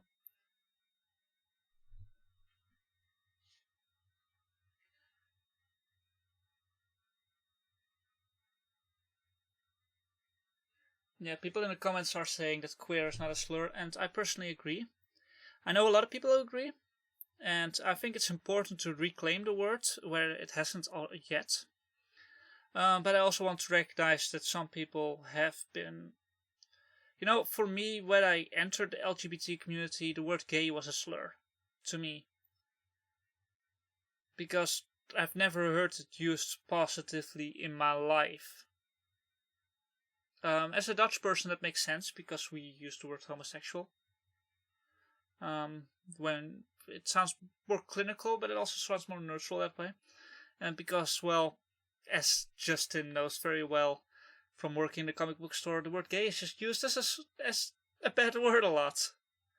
And that sucks. And the word queer has been used as a slur a lot too, and I want to, you know, it's fair. That's just how it is. It used to be a slur, but so did so many other terms we use for ourselves. We reclaimed them. We don't give it back to the bigots, and I completely agree. So I don't regret putting the question like this. But yeah, you know, I get why people have a really bad reaction to reading that word, because a lot of people would have a really bad reaction to words that were used badly. Okay, stop being a slur in the mid-zeros. In your area, exactly.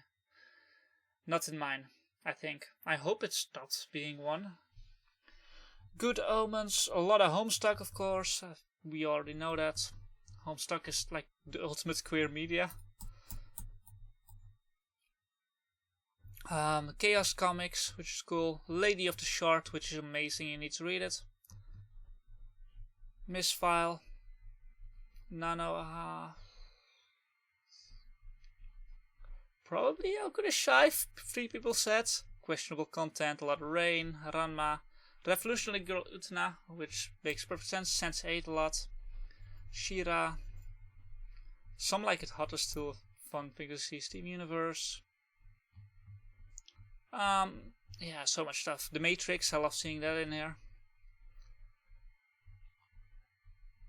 Uncertain Undertale, which is a cool thing to see in here. Your Name, which, I mean, okay, sure, why not? Webcomics, that's my best. That's the best answer. Yeah, webcomics is the best. Yeah, only one for my last minute experience. I mean, it's almost a one-off, so I kind of get that. Identity. How many people consider themselves a furry? Not that many, but still, over 100. So I'd say that's a good quarter, maybe.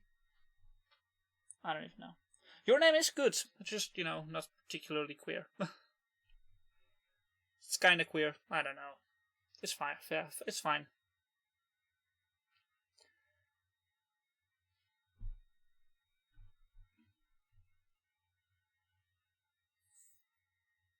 They even had Transformers. Kashimashi. That's Girl Meets Girl, right? Shall I quickly look if that was on here? It would be under the K. I'm not sure, I'll just Control F, but I should. Oh, there it is. No. That's Kashimashi. No, don't see it.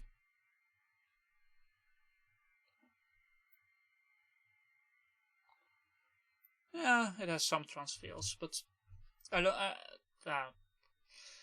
This is not the place for that kind of argument. Most people would either not. Some people would not care. Most people. Oh well, I don't know. Most people want it. Almost all of them, really, because why not? Some people already know that how interesting it is to compare this with the cis and trans thing going on. And how a lot of cis people want this. And sure, it's interesting. I found out this question ended up being more interesting than I expected, even though the answer is exactly as I expected it.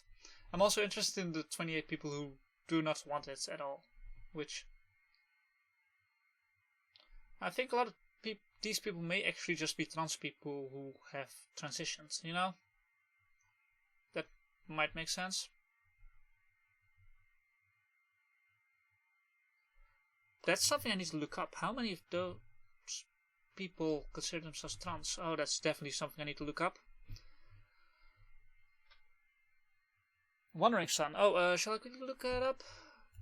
Wander. That's whatever. The word wander doesn't pop up. And I always forget the Japanese title. Horo.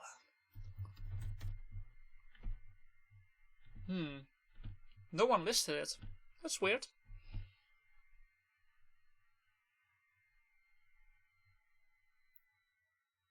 Genders are gross.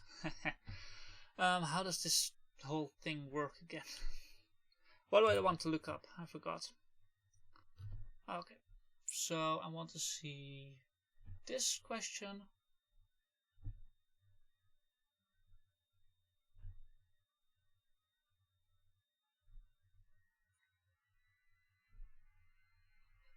And I want to see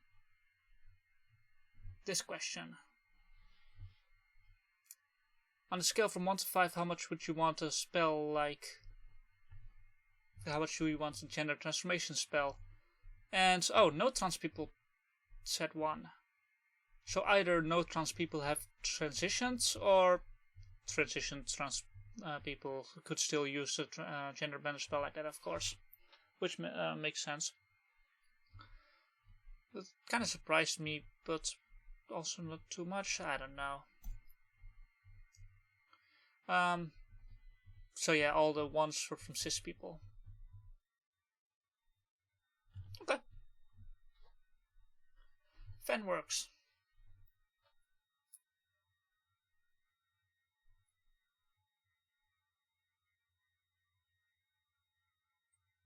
Yeah, I already looked up the word wonder, which should have found it.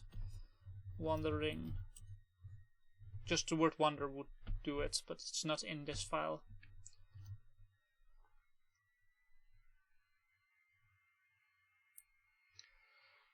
Most Goonish Shive readers have never read any related fanfiction. But there's still at least 50 people, over 50 people who have read a lot of it. Or several of it. More than like 2.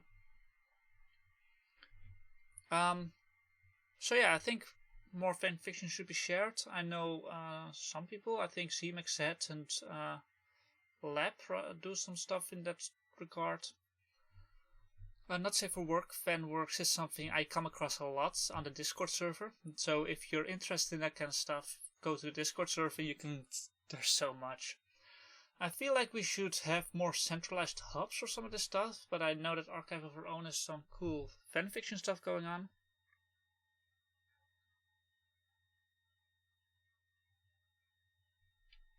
Yeah, over 100 cis people rated that at 5. That's true. In general, something I'm definitely going to focus on is fanfiction in the future, because in general, it's just a great way to spread community. I think. I'll look something up after this. Just have a quick sneak peek at what fanfiction can do. Platforms, we already talked about this kinda. Most people follow Dan on Twitter, over 50%, almost 60%. A lot of people follow Dan on Tumblr. Tumblr is still pretty big. I stopped using it myself. A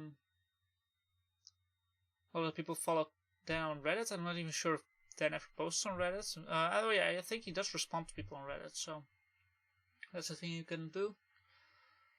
Patreon, a lot of people follow Patreon, which makes sense through the polls on there, of course.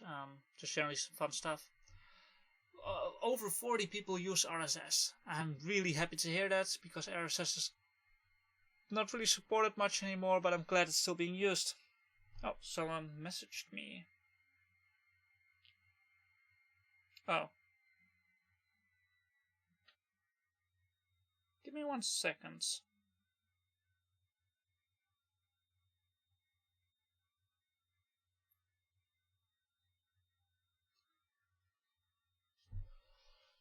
So yeah, and then we also have Facebook and DeviantArt.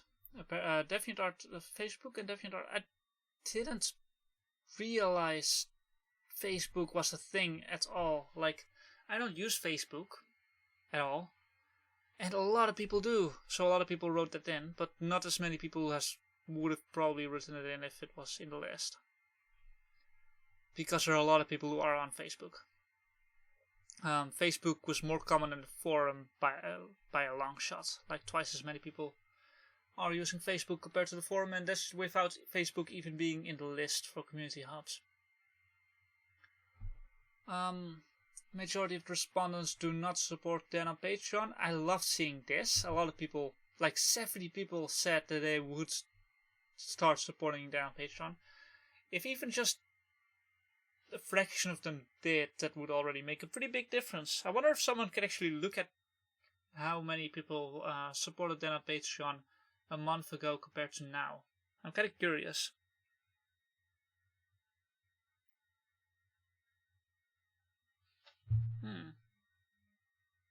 Am I not seeing any? Give me 1 sec.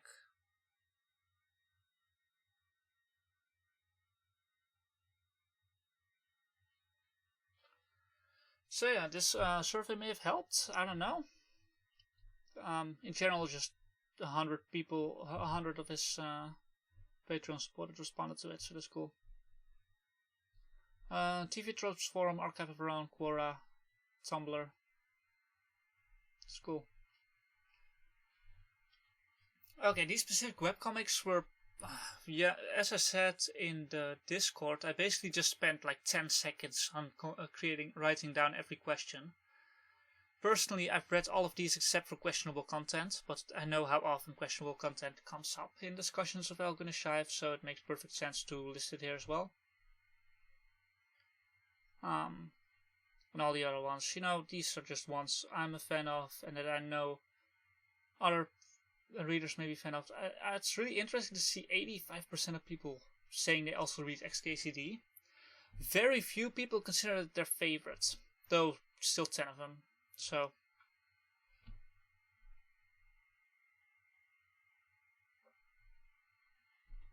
and 30 people, yeah.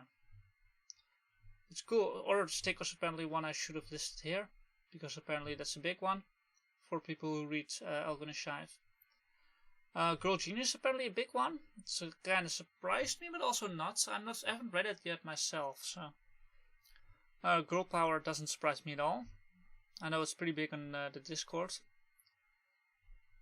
Dominic Deegan didn't surprise me. Schlock Mercenary is also the same kind of genre, especially in sci-fi. Paranatural Sleepless Domain, we all know that Mary, Kegel, and Dan are kind of friends, so that's cool. Everyone reads XKCD, exactly. Did I list all favorite web? Oh yeah, there we go. Some really niche stuff in here. It's so cool. I definitely need to read all of these now. Like some of this stuff I've never heard of. Helm, never heard of it. Lore Olympus, never heard of it. Really happy to see Lady of the Shards in here. But all of the things that listed twice, except for House Pets, I've never heard of that one. So I should look. And Cassiopeia Quinn. This one probably doesn't exist anymore. These I've never heard of. This is some kind of fan webcomic, which I'm kind of interested in seeing. Just generally really curious, really cool stuff. Yeah, I felt the same way. That's why I wanted to list all of these, because I expect that people just want to check all of them out. Some of them are famous, some of them less so. It's interesting to see Scandinavian in the world in here. It's not something I would consider a favorite. But I'm really cool that someone does. Spinneret, I know at least one person who really loves it. Yeah, but there are a lot of famous ones in here too, so that's cool. Another open question was the favorite queer media. Yeah, that's the one I just talked about, so we can skip it. There's the Genderbender manga. One person did note that I should have probably asked about manga in general, because a lot of people just don't read manga at all.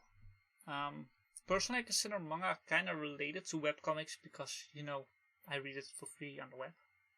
It's not webcomics, but it's almost as accessible. But in general, genderbender manga is something that comes up a lot in discussion on the Rain Discord and the Goonish Shive Discord, so I wanted to ask about it. Only one Bob and George, only one Mega Tokyo. Magical Girl Neil showed up in there. Yeah, really. I'm not too surprised that there's only one Bob and George and one Mega Tokyo, because they're not. Well, let's just say 15 years ago there would have been way more of those. But I don't think they hold up that well. Oh, sure. I can look up that. So let's have a look at the Tinderbang, which is of course the last question in this list. And I think I've already have. Yeah, here we go. So cis people read a lot of it, and there's like 32. 32 of these and 50 of these. So there's definitely a difference going on here, but not a particularly big one.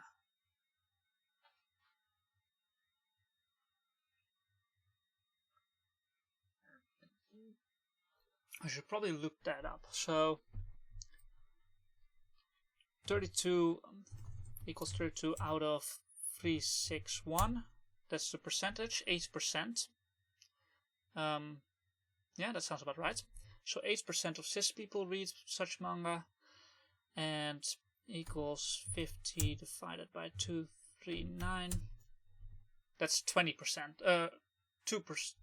20%? Yeah, that's 20%. Oh, okay, that's a pretty big difference actually.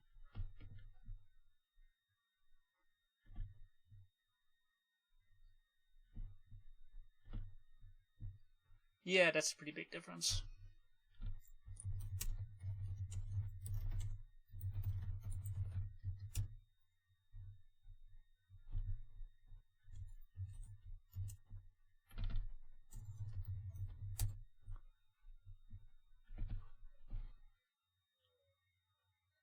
$31.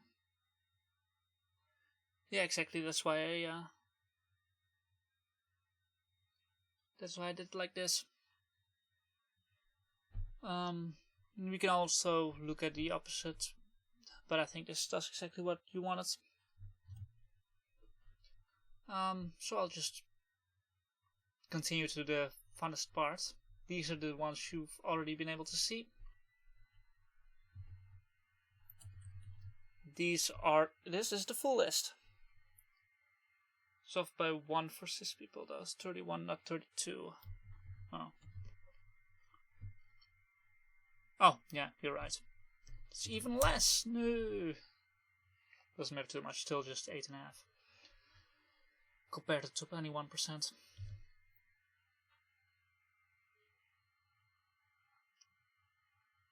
What about the cis people's answers to the question about EGS affecting their identity? Good question.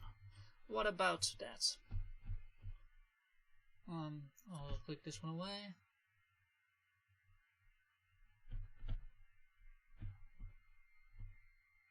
So again, I can just look at the 5s. Ooh, that's actually interesting. Again, there are a lot of non-binary people who actually written down cis, so if we say 20 plus 38 is 58, 58 divided by 361. So this would be 16% and equals... Oof, okay, this one is actually kind of difficult. 5, 3. I can't do math in my head whilst also streaming, so I have to do it like this. And 16% and 48% or 49%.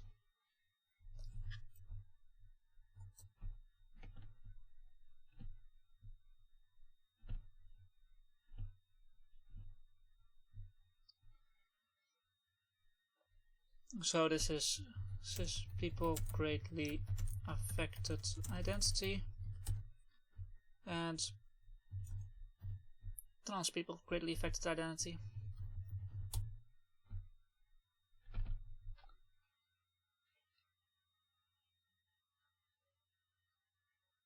The Rain Discord is a good place for gender bender recommendations. I agree. Most of those gender bender manga recommendations did come from the Rain Discord for me, so that's why I asked the question at all.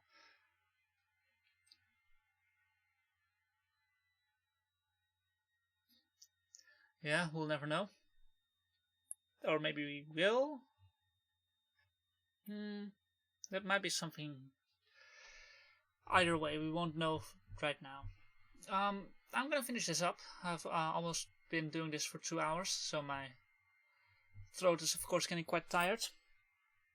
I think we've consistently had around 11 or 12 viewers, so that's really cool. So the last question was, of course, just generally people to put in some comments, and I put them here alphabetically in a Word file. And so nice. If I look at this kind of comment, I don't know if I know which ones to read. I like this one. Bring back Lord Ted for a non-canon NP appearance. Change up the character dynamics more. Color pages are amazing. Be gay, read comics. Baseball. Oh my eyes are getting tired from looking at the screen.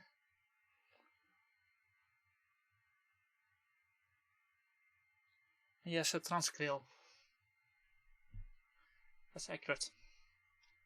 Give Justin some love. See, some people really love Justin. Like two people wrote in something like this. I had no idea NP stood for newspaper. Actually, a few people who noted that, I think. First place to learn about gender fluids. So, I like it. Of course, a lot of people did also write in some criticisms. I tried not to include too many of those in the summary because it didn't feel like it was really needed. But I also just sent Dan this exact list directly already, so he can see all of them if he wants to.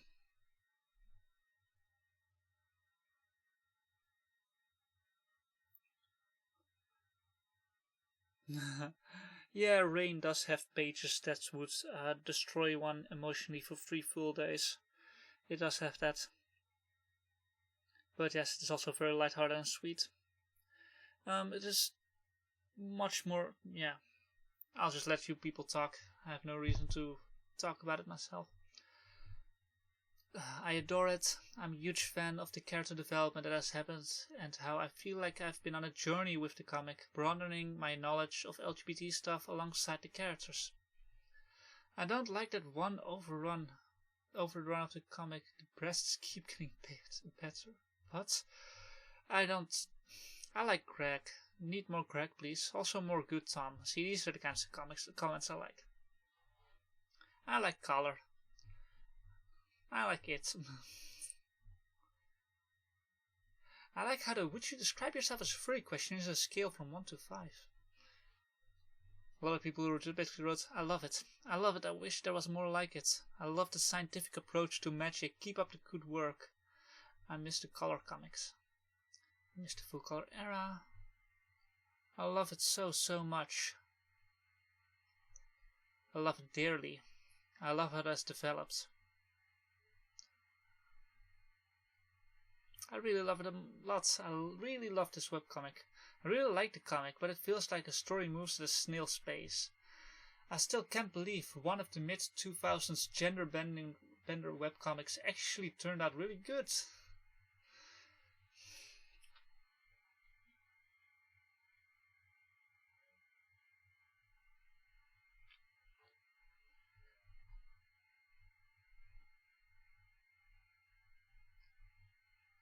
This gives me a much better understanding.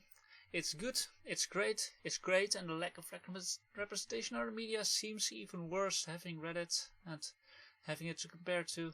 It's great and there needs to be more. It's great. I don't know if I'm cis anymore thanks to it, and I appreciate that.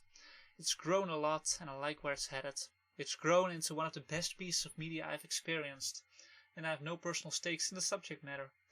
It's grown so much, so impressive. And I love these. Keep doing you, Dan. Keep it up, you're doing great. Keep up the good work. Keep up the good work. Keep up the good work. Keep up the good work. Keep up the good work. Maybe hire a colorist if you get enough Patreon money. And show Noah more.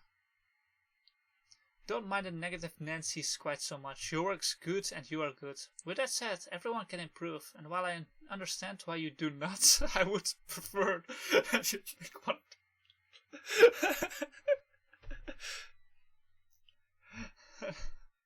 With that said, everyone can improve, and while I understand why you do not, that sounds very passive aggressive. I love it to pieces. Lovely to read. Keep coming back to it year after year. I read it as though I wrote the webcomic. Of course, I didn't, but change that. Yeah, sure. Let's look up every comment that mentions that.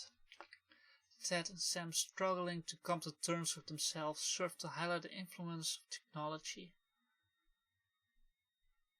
Yeah.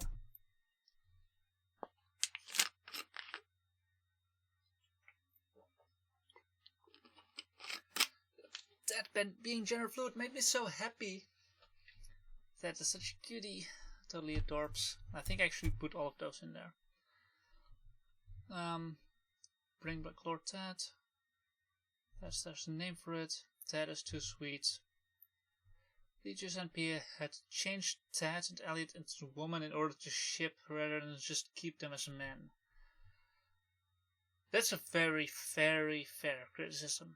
Someone criticizing specifically the lack of, well, other than Justin, there's just not enough male gay couples going on.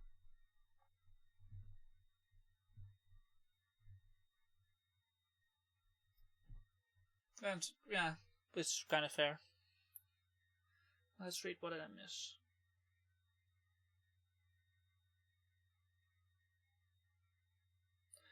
Yeah, there are a lot of messages to Dan, and I'm kind of worried that a lot of people thought that Dan himself set up the survey, which is just not true.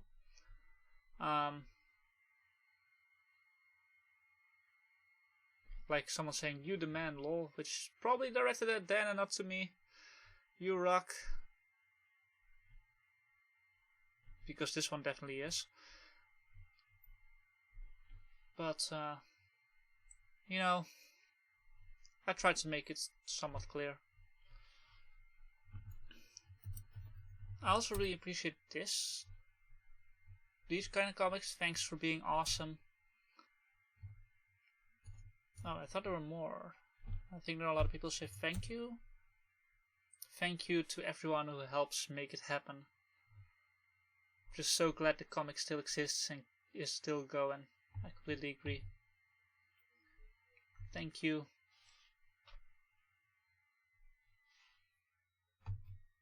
Thanks for being awesome. Thank you so much. Thank you.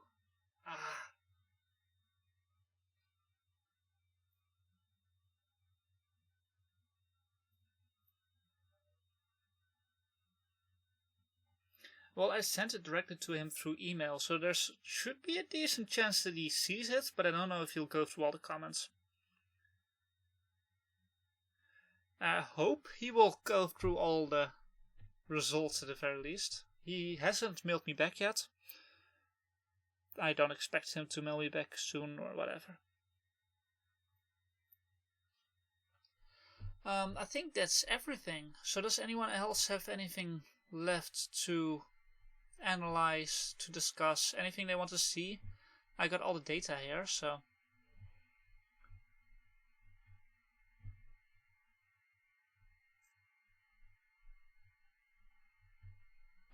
I can show you some of the stuff I did at least before I go.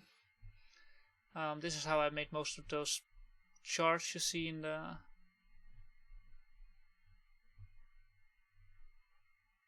Word file or the PDF with percentages and stuff like that.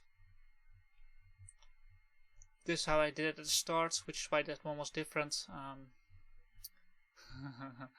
It was really difficult at the start until Kate Mitchell advised me to use pivot tables, and that saved me.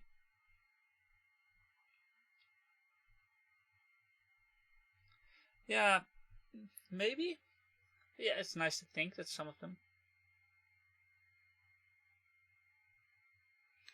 I expected we'd done most of the cross-referencing by now. Yeah, that's a mess. People's favorite webcomic. Well, you've seen it. It's exactly the same.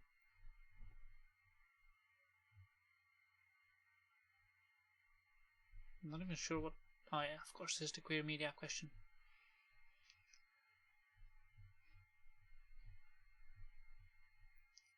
And here's the conclusion. I'm incredibly happy with all the positive responses I got. You have no idea how happy it made me when I first launched the survey and how many people were just praising it and sharing it and enjoying it. And I got 100 responses within an hour or so, and it was euphoric as hell. It was so great. Favorite character breakdowns by demographics. Alright, I'll do some of that before we leave.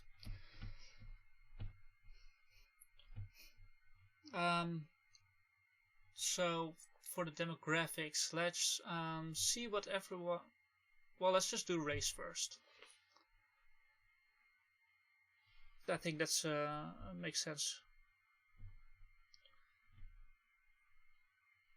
Favorite main 8 character. Let's start with that.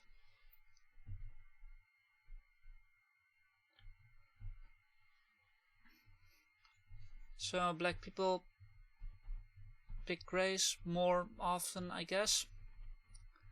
Hispanic people pick Ted and Susan more often. They don't really have much else to go for. Jewish. Oh, I didn't actually properly sort this stuff, so it's hard to really do much with it. I apologize. These might be interesting. There are actually 4 people who put themselves as white, Asian, and multiracial. And only one of them picked Ted, which is interesting. Age, gender, cisgender status would be the most influential. Yeah, it makes sense. I'm not sure why I start with race. Yeah, a very small sample size. That's the main issue. That's a shame. Pacific Islanders picked Ellen and Justin. Yeah, instead of this one, let's do age in years.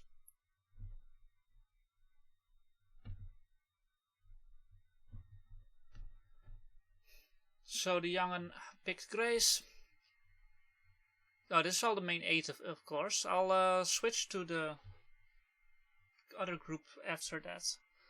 It's hard to really do much with this. Yeah, this is not really useful. I don't think we can do anything with this. I'll go for the large character group. Because as I mentioned earlier, I expect young people to... well, at least one young person picked Box. I wonder how bilingual people feel about Nanase. I can technically see that. I'll do that after the age and gender stuff. I see 1 raven or 2 ravens here already. Mr. Dunkel. A lot of Pandoras here already. It's hard to really get some statistics out of this. 22, still a lot of Tats. Still a lot of Pandoras. Let's look at the oldest people. Those should be fairly easy. What? There's something very amusing about the oldest person picking Surlek. This is probably the most unique person. But old people really like Ashley, Susan, Elliot, Susan, Good Tom, Ted, Susan, Grace, Ashley. There's no actual bias towards older characters, at all.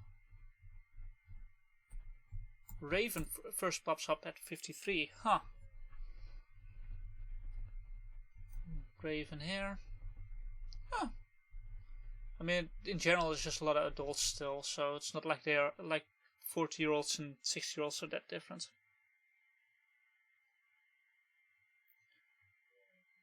Flip the data so it's grouped by character. Yeah, sure, I can do that. Probably actually makes more sense, yeah.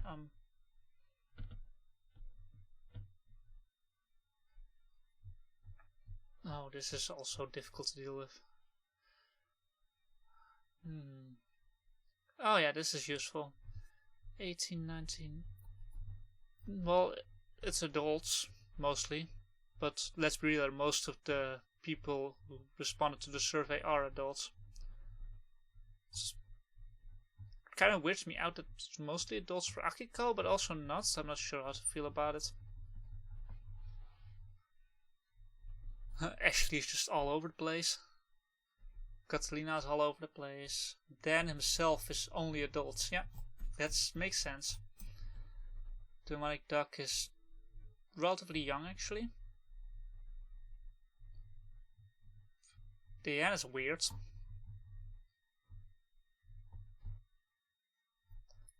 Edward is all adults, pretty much. Alan, more varied, a bit more.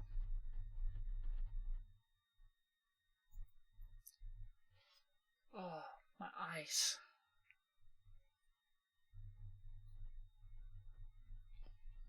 Grace is completely varied. Crack is kind of dulled.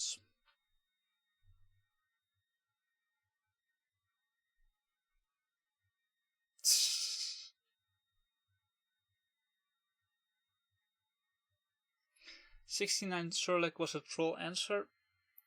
I did not consider that 69 was of course a meme.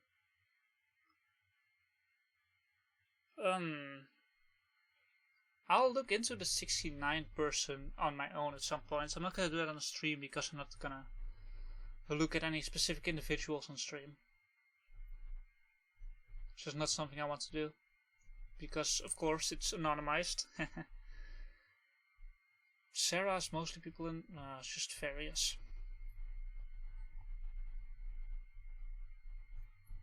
It's not too bad if we have one person who is a troll. That's not a big issue.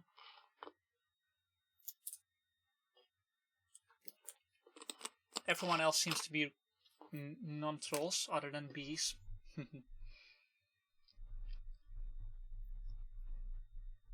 Ted fans are all over the place. 10-sided fans are actually not that all over the place. Flood fans are in their 20s. Okay. This is the age one. Let's do gender.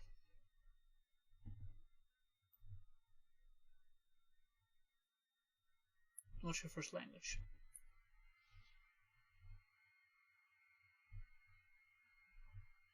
Well, we don't. I didn't check for bilinguality, so I can't actually do anything with this. Well, I did kinda, but nothing in particular, so it's hard to really sort for that. Can I find Nana saying here? It's alphabetical.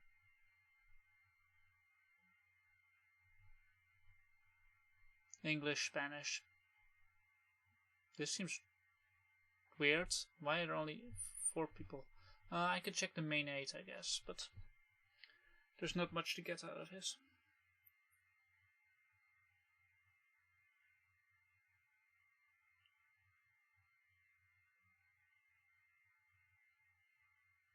Search for slashes. Okay.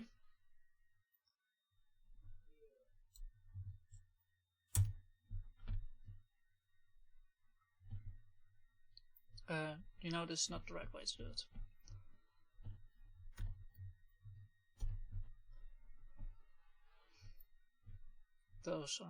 Those aren't even really slashes, but okay. Akigo, which is a bilingual character. Pandora, whatever. Ted, sure. Blank. But yeah, the way I set it up, I only asked for one question, and people were able to enter more than one language. But I should have really done something with bilingual people, because that's cool. I mean, I'm bilingual myself. What you can say, of course, is that anyone who speaks French or German or Italian or Norwegian or Portuguese or Russian or Swedish, these are all bilingual people. Because they also all read in English.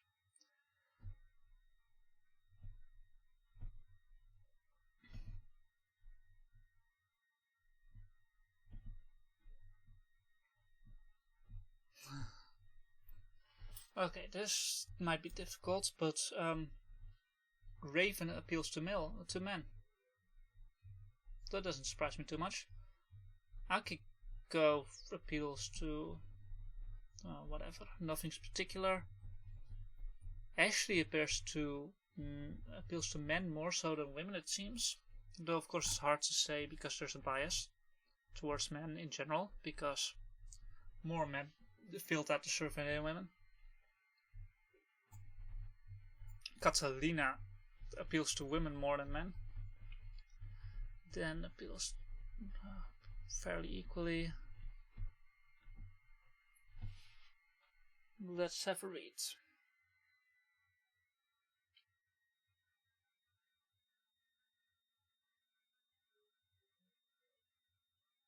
Actually, with a plethora of genders under her belt. It's true, I didn't even register that. Diana appeals to No one in particular. Edward mostly to men, but also not even in particular. Ellen mostly to women, very clearly. Elliot mostly to men, very clearly. Felix to women, probably trans women, let's be real here.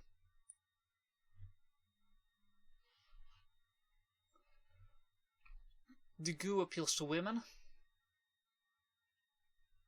Okay. Grace appeals to men mostly. Greg to men, which is not surprising. Oh. Sometimes Excel does the weirdest things. Hedge, nothing particular. Jerry to men, which makes sense. Justin to men. No one in particular.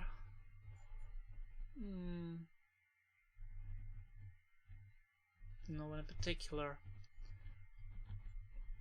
Yeah, after this question, I think I'm gonna shut the stream down. Oh, Pandora, of course, also a plethora of genders under her belt. Goo appeals to women. Yes, exactly.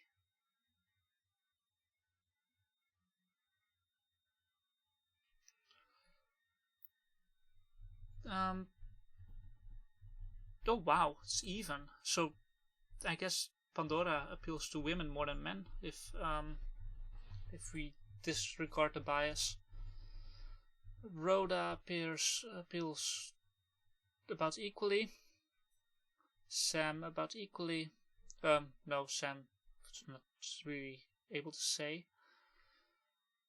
Sarah appeals to men. Huh. Susan appeals to men more than women, but those are the biases, hard to say. It also, she just appeals to a lot of people. Ted appeals to men more. Oh no, Ted appeals to women slightly more than men, I think. I mean, those are the biases again, it's hard to say, but it's fairly equal. It's very equal.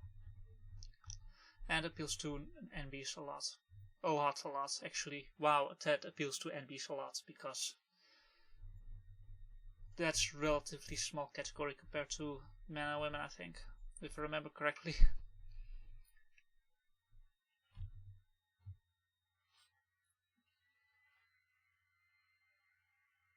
Asexual and Susan, please. Oh, good one. Good call.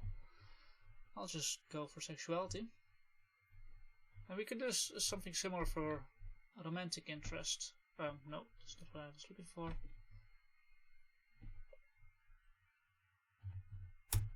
There we go.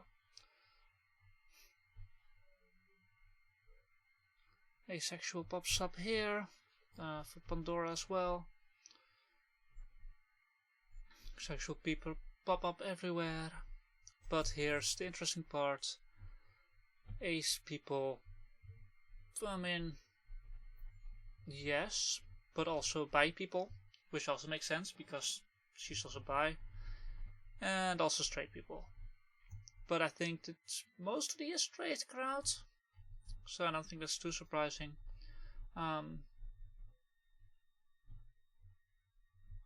Ace people, yeah, no. Ted also gets like 10 votes from that. 16 from bi people. So I don't see anything particularly interesting going on here. That one is surprising. Maybe I should really turn these two around.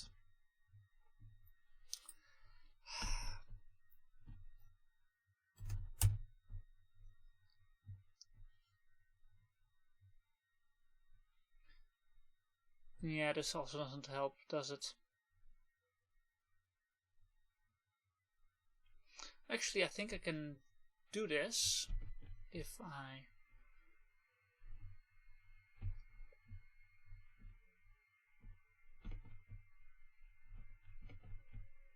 This is exactly what I need to do, actually. I just need to sort.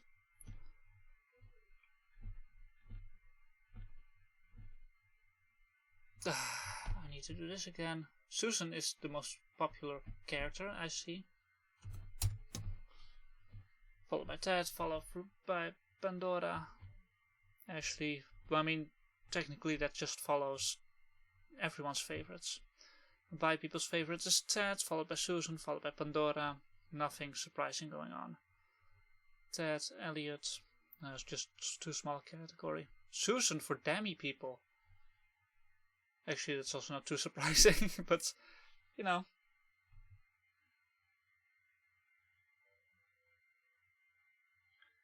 Gender fluid for Ted, probably a lot. But there are not that many people who picked gender fluid specifically. And I don't think I actually properly cleaned up that category, so it's hard to say.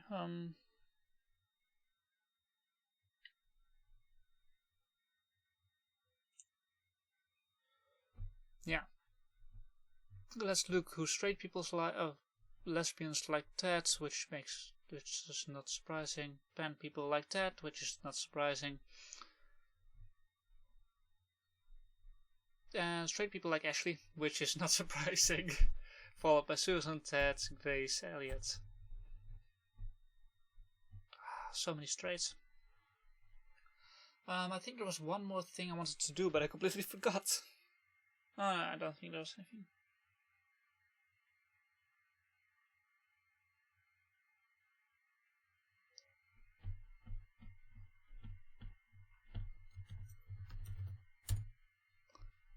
Yeah, the look fans are straight.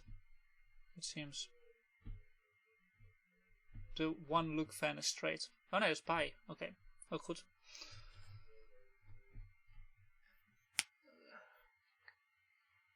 So yeah, that's the end of the stream. Thank you all for watching. I really enjoyed doing this stream for all of you.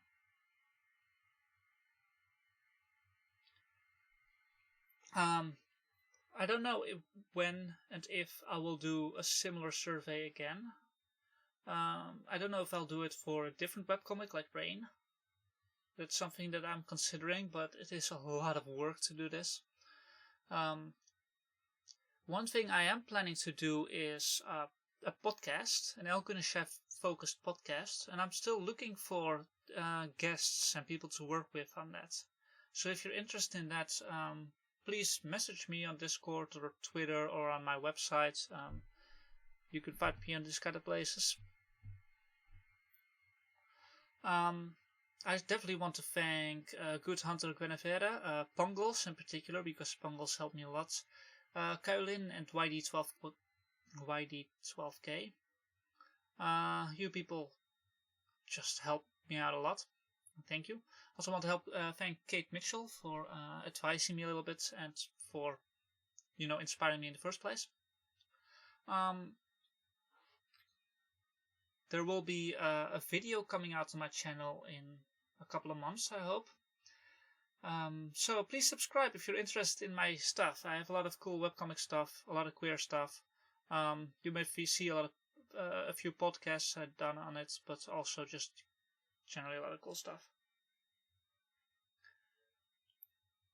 What about the one guy that Elliot crushes? Was he a fave for anyone? That one guy that Elliot crushes on? Oh, Noah. Yeah, Noah. Everyone loves Noah. Link EGS Discord. I'm not gonna post. Well, someone else can post a link in the chat. Sure. I don't have a link to it in here because I didn't want to spam the Discord too much. Because in our experience, just a lot of new people joining the Discord can be tumultuous. So that's it. Thank you all very much for being here with me. I'm gonna shut down the stream now. To infinity and beyond. And that's it.